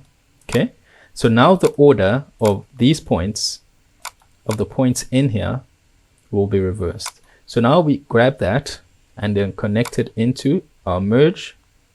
And as you can see, the order was flipped and now the points are in the right direction. So let's group this together and then copy paste this and then say create base curve and then add to group. Perfect. Hello. So let's add 3 more inputs.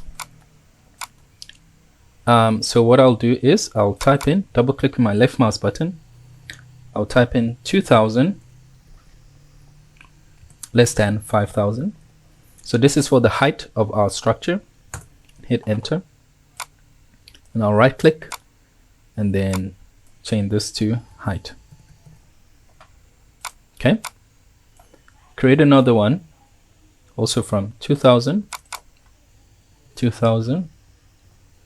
less than, let's say, up to 6000. So this is for the depth of the canopy. So I'm just going to right click on this and say canopy depth. All right, then create another from 5 up to 50. So this will be for the canopy divisions. Right click, say canopy divisions. Perfect. Now select all, right click on the group and then say add to group. Great. So the next thing we have to do is create the curve offsets. Okay, so what I'm going to do now is create a range of values. So double click with the left mouse button, search for range.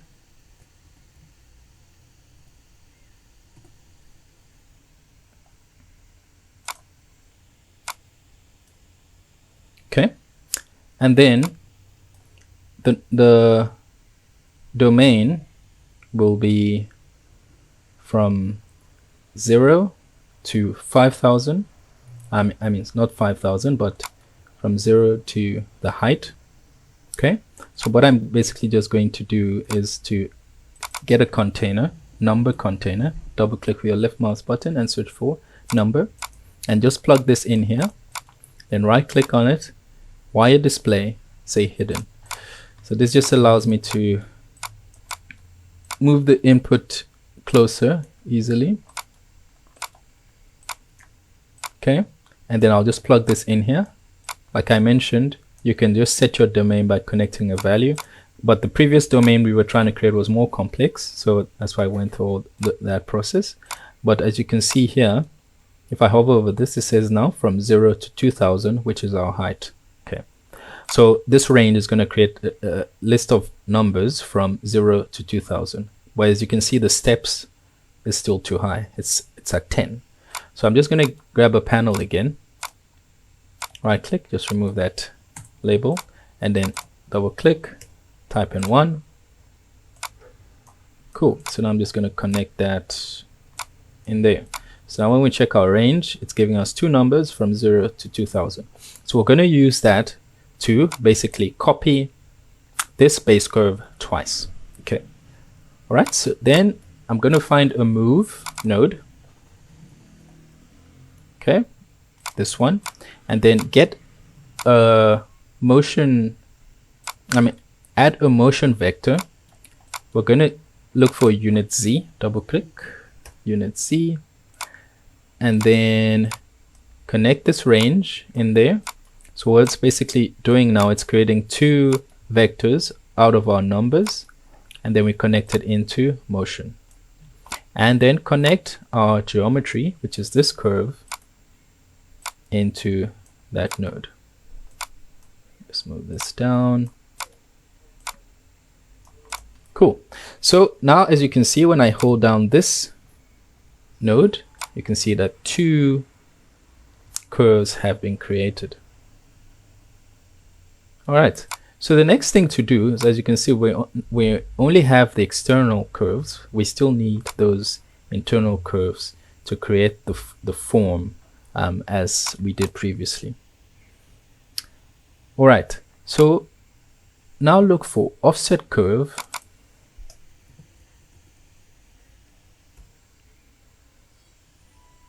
Okay. And then connect the geometry. Sorry, this is offset surface. Look for offset curve, that one. And I'll connect geometry into curve, and then distance. We need to get the number from the beginning. So I'm going to look for a number again. Number. All right, then connect that in there, and then right click or display to hidden, and drag this down.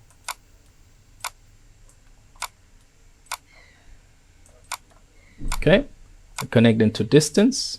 As you can see, the curves were offset outwards, so we need to right click on this number and add an expression and to say minus x. So now the curve gets offset inwards. Perfect. So that is pretty much it for this. Yeah, see you in the next part. But before that, let us group this. Control G and copy paste the scribble, and I'll say create curve offsets, and then just group this.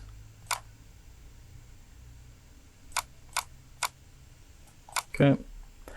You might notice on some of my nodes that this shows some red labels at the bottom and sometimes gray. So this is a plugin called MetaHopper, helps you see how each node is performing. For geometric operations, usually much heavier. So it's a good tool to help you see what node is taking a lot of time in your scripts. It helps when you start creating very big scripts. I want to know what is the slowest part. All right. Now let's go about creating the top and bottom radial curves, the horizontal ones, and then afterwards we'll create the vertical ones. All right. So, but first, let's take a look at the geometry that's actually coming out of these two nodes. Okay. So if I look in here, you can see that list structure, and over there you can see this. So what's happening here is this is a flat list. The two curves are in one list, and the curves are in sublists. So these could cause very complex, a more complex structure of our workflow down the line. So we want to remove that. So actually what I'm going to do is just flatten both of them. When I flatten that, okay, and I'm also just going to flatten this as well. So as you can see now, the branches got removed. So if I just undo here, you can see here this had 2 branches, but now when I flatten it, it's just 1 branch. Okay, so this will help us our workflow down the line, so we don't have to do overly complex picking of branches and also picking of items in very complex lists. Okay, so let's continue. So the first thing we need to do is get 2 divide curves nodes. Divide curve. So 2 nodes of that. So that one, copy twice, Ctrl C, Ctrl V. Connect the first curve into this first node. Okay, and then connect this one into that as well. So this is the internal divisions. I'm sorry, the external, and now this is the internal. Okay. All right. So the count of points of divisions essentially so this one is 10 at the moment. So 1, 2, 3, 4 up to 10. So what we want to do is to grab the number at the beginning for the Canopy divisions. Okay, I'm just going to increase it to, let's say, 15, and then grab a number container, number. Okay, and connect that value in there, and right click, and Y display, make it hidden, and I'm just going to move this to the end. Okay, put that over here, and then connect the count into both. So now when we go back to our input, it will change both divisions. Okay, internally and externally. Great, so now we can create a line using these points, the point outputs here and that point output. So what I have to just look for is line. Okay, so that one, create a line between 2 points, connect this point to start point, and connect that point in there. And as you can see here, we now have divided, we now have those horizontal straight lines. So in my mind, these might be your structure or what have you. But we're not going to be doing much with them. It's just to show you that is possible. So I'm just going to group these together, Control G, and copy paste this, Control C, Control V, and then say create top and bottom horizontal curves, and then add to group. Perfect. Hi, now let's create the vertical curves. Okay, so the ones going from point to point, and on the outside also from there to there on the inside. Yeah. Okay, so let's get a flip matrix.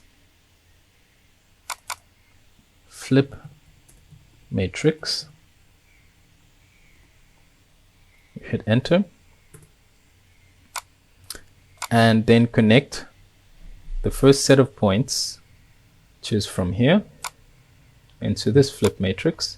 Copy it, Control C, Control V, head down and connect the second set of points right there.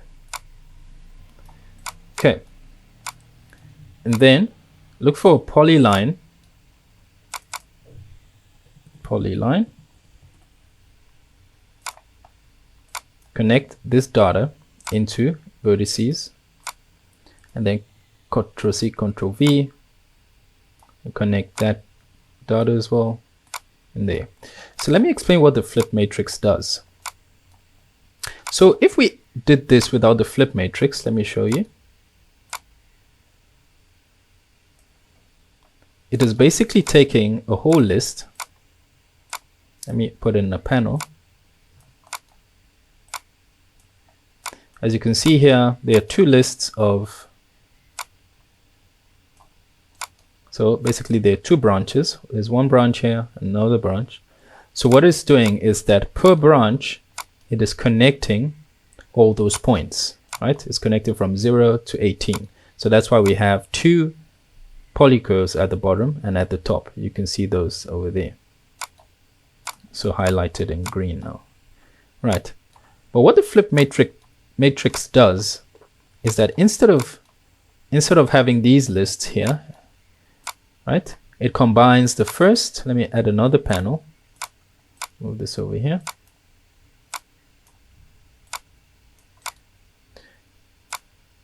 It combines the first item at index 0 and the second item at index 0 together. And it does the same for 1 and 1, 2 and 2, and so on. So now when we connect these points that have now been grouped in 2s to this polyline, it makes a line from there to there instead of horizontally. I hope that is clear. Just delete these panels. Okay, now connect in there, and now we have our vertical curves. And if you wanted to combine them, we can get a merge and add this polyline, add this polyline to 2 and add this one into 1. Okay, so let's group this together.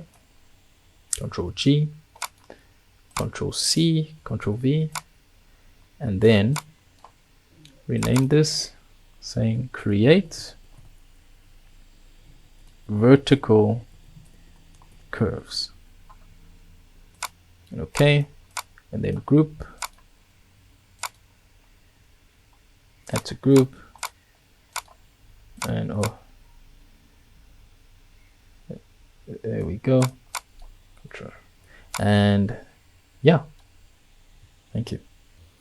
Hello. Like we did in the last section, the next step now would be to split the curves, the top curves, so we can have the arcs coming up from the points on the inside ring and on the inside ring and the outside ring, right? And then we loft as a final step between the first arc and the second arc. Okay, so to start the splitting process, we need to get a node called entwine.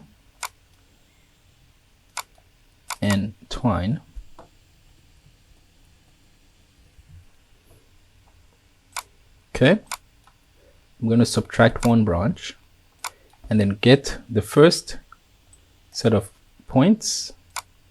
I'm sorry, actually, we need to get this here. So we're getting the first set of curves, and so which is the external curves, and then we're getting the second set, which is the internal curves. Okay, so let's have a panel. Okay, and open up another panel. Okay, so and then put another panel at the end here. Okay, so what you see here is that we're just combining those two here, I mean the external curves and the internal curves, so we're keeping them as separate lists. If we got a merge node, then we took that again, first and the second, when we put it here, you can see it combines them into one list. So I wanted to keep the structure. All right, so now we've done that. So the next thing to do is to get a list item. List item. Okay, we connect the results here into list, and then get a panel, and then write 1. Okay, I'm sorry, remove this label here, backspace. Okay, and connect that into index. So when I click on list item, it basically only gives me the top rings. Okay, so what what this list item is actually doing, it's taking the curves at the index of 1 on the first list and at the index of 1 on the second list. So that's why we're only getting the top now. Okay, cool. All right, so then we need another 2 nodes of tree branch.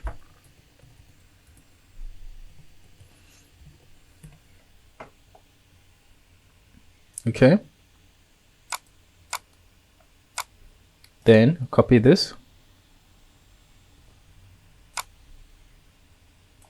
Right, so here we've gotten, right, the curves, and then the next thing we need, what are the points, because you're going to use those points to actually split the internal ring and the external ring. Okay, so now we reach out to our points over here. So these points, grab them. Okay, and then we get this other one and we connect them there. Okay. Right, so the next thing to do is to get a path. So let me explain what the path basically is. So if I connect this in here. Okay. So for the points, we want, like we selected the curves at the index of 1, we want the set of points at the branch of 0, 1. Okay, so because we're not picking each items in a list and we want the actual sub list as a whole, that's why we're going to use this tree branch node. Okay, so then we're basically going to write this value here, 0, 1, in a path, in a panel. So I'm going to remove that again, and then type here 0, 1. Okay, just reduce the size of this. Sorry, I'm going to do that again. Panel 0, 1, enter. Right, then shrink that. Perfect, remove that backspace. Okay, and connect that into path. And now when I click on this node, you can see that the external points were gotten. All right, and then now I'm going to do that again. I'm going to connect this in here, and now you can see we have the internal points. Perfect. Okay, so now we need to entwine those branches. So look, just copy this entwine, Ctrl+C, Ctrl+V. Okay, connect that in there, connect that in there. And now when I bring out a panel, you'll see that they retain their list structure. So we're just combining those, keeping this list structure, but we're then just combining them in one list, right? All right, okay, so then the next thing we need to do, just move this panel here, we need to find a curve, the closest point node.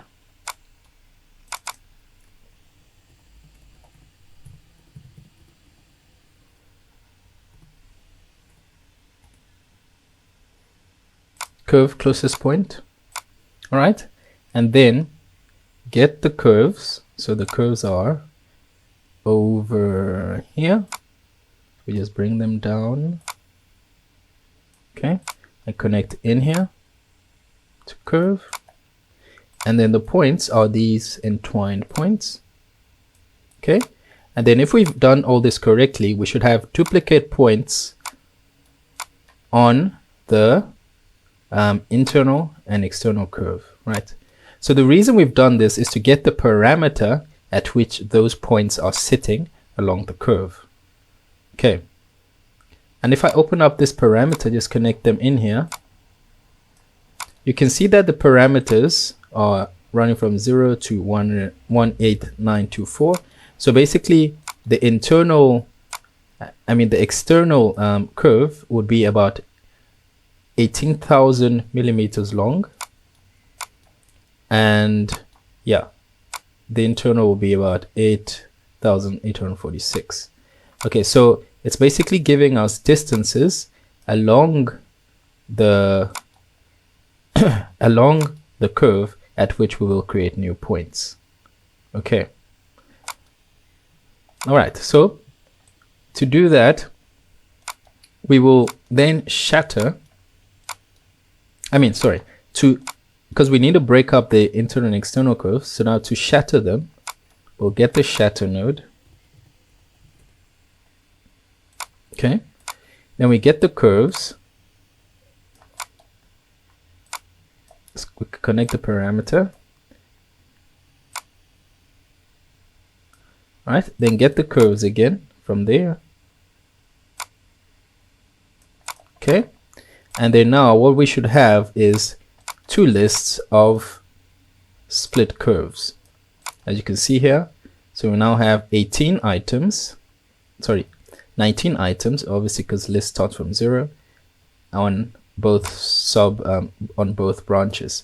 So if I go here and change the number of divisions, you can see, and I go, so it's 27 there, we should have 28 items in each.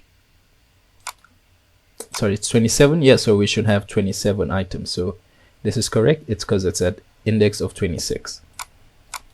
All right. So that is done. We've split the internal curve and the external curve. We can go on to the next step. So let me just group these together. Control G, then Control C, Control V. And you'll see here, split the top curves. Okay, and add to group. Yeah. Hi. So the next thing we have to do is create the arcs. Okay, so to do that, we have to get the flip matrix node.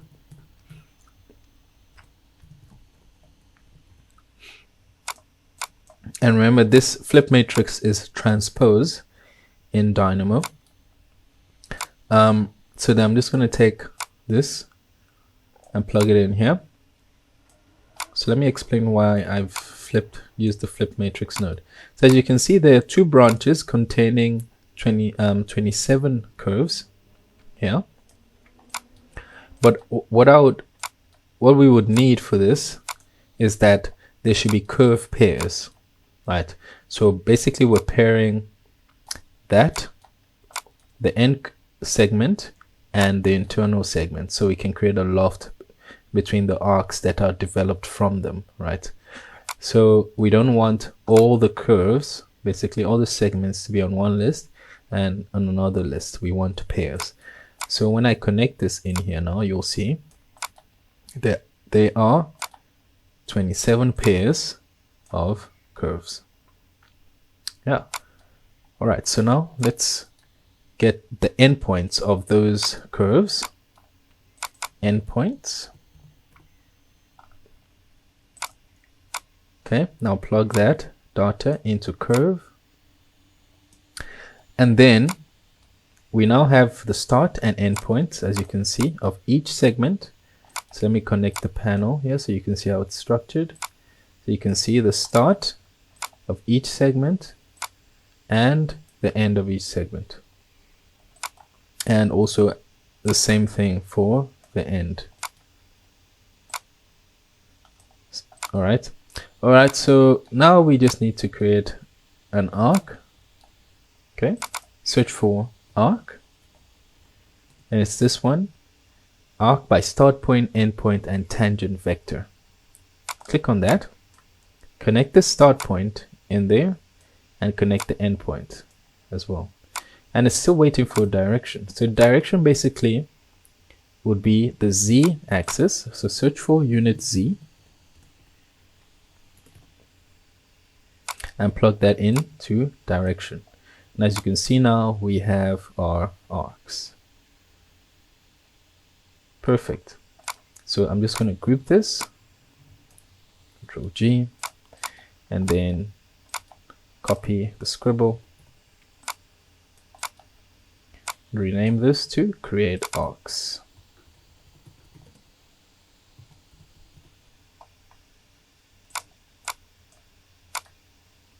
Okay, add to group. One thing I'd just like to note, which is a difference in how Dynamo divides its own curves, is that you can see here that the canopy divisions are always starting from one point. So let me find where that one point is. Not here.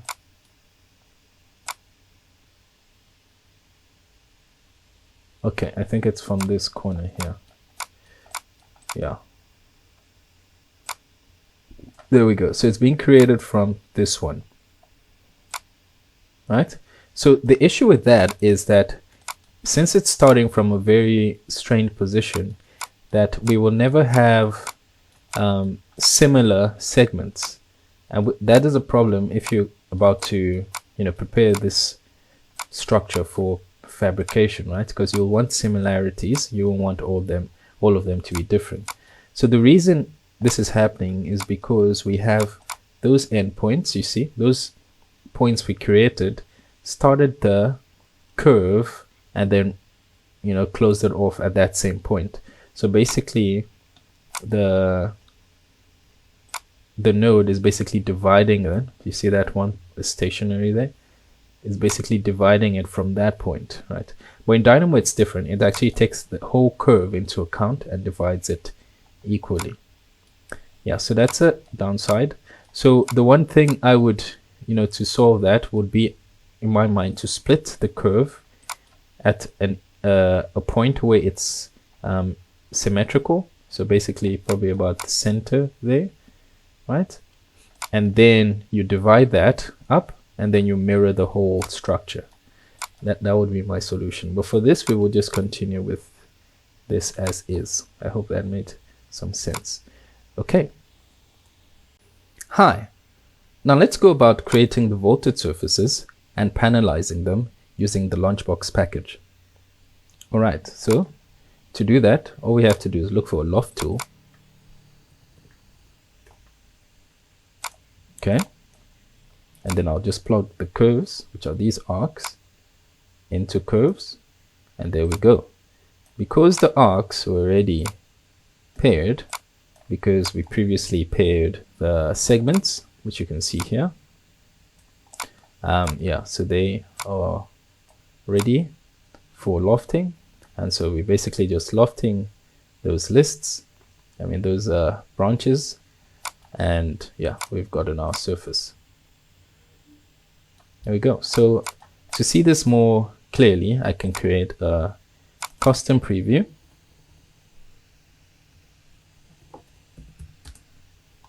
Okay.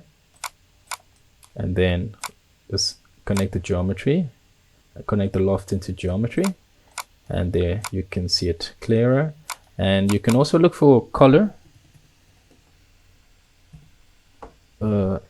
swatch, color swatch, and then change the color to whatever you wanted as well.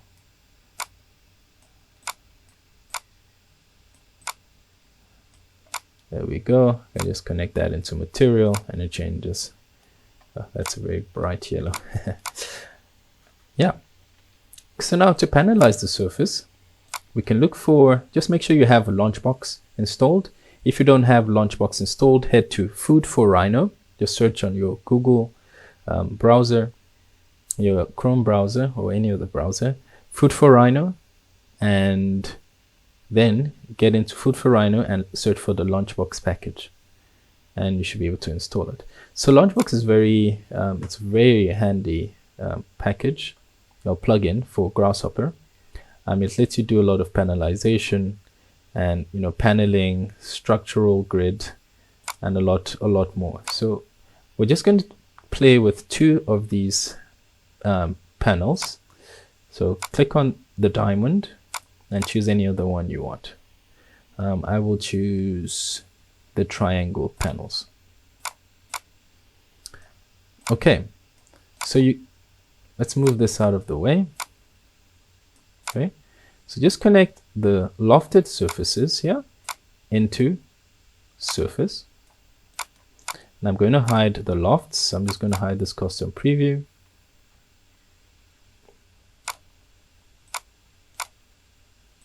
Okay, and I'm going to hide that.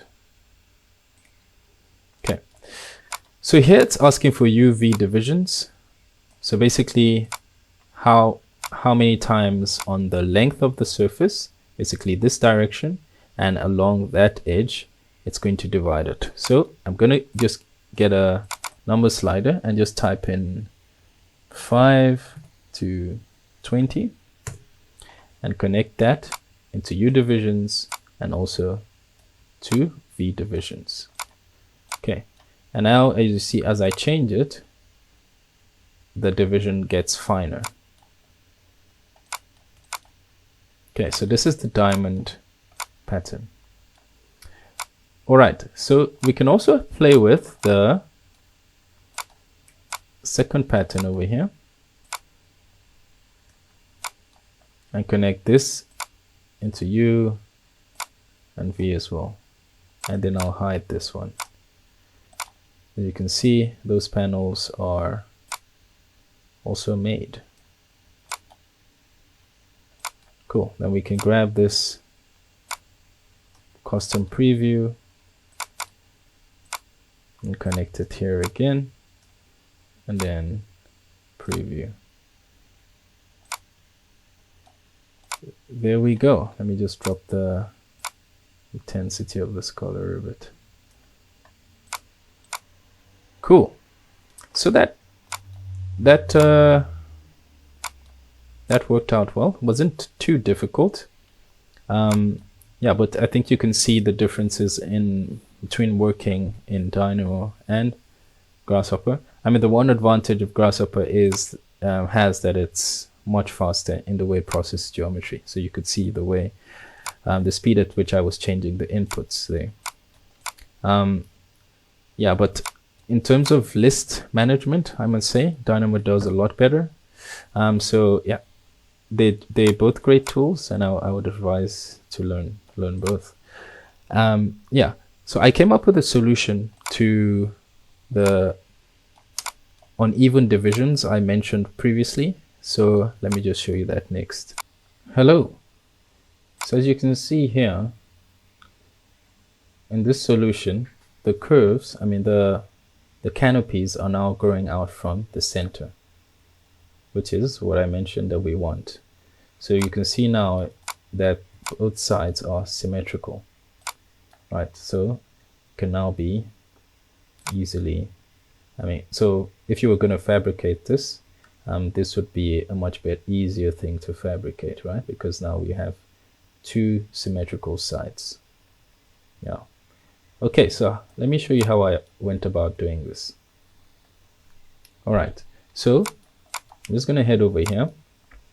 I essentially I created a point at the center there, and then I projected that center point to that edge and to this edge.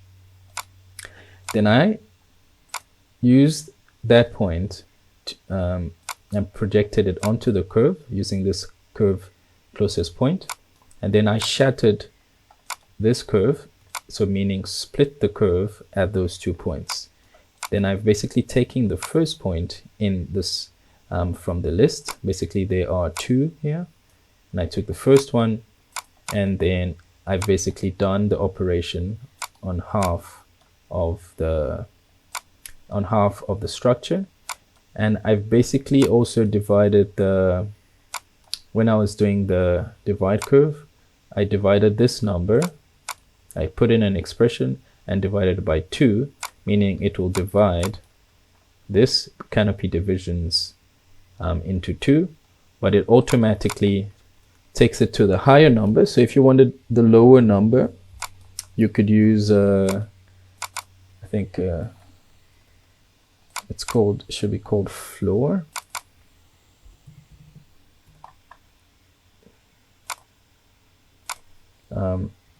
Yeah, I think that is it. But yeah, you could there's a node that basically will let you round down to the lower number. So I've just left it like that for now.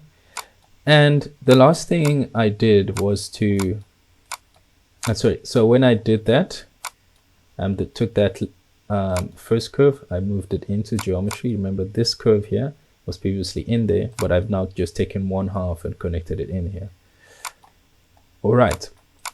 And so the last thing I did was just to mirror this half, basically this loft. If I show you the preview, okay, the loft that was here, I then just mirrored it along a plane that is over here along this axis, and then it's mirrored the other half there.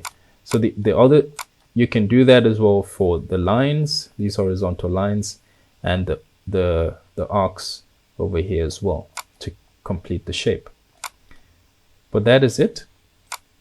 Thank you for watching. Please like and subscribe to the channel if you find our content useful, and yeah, and see you in the next one. Thank you.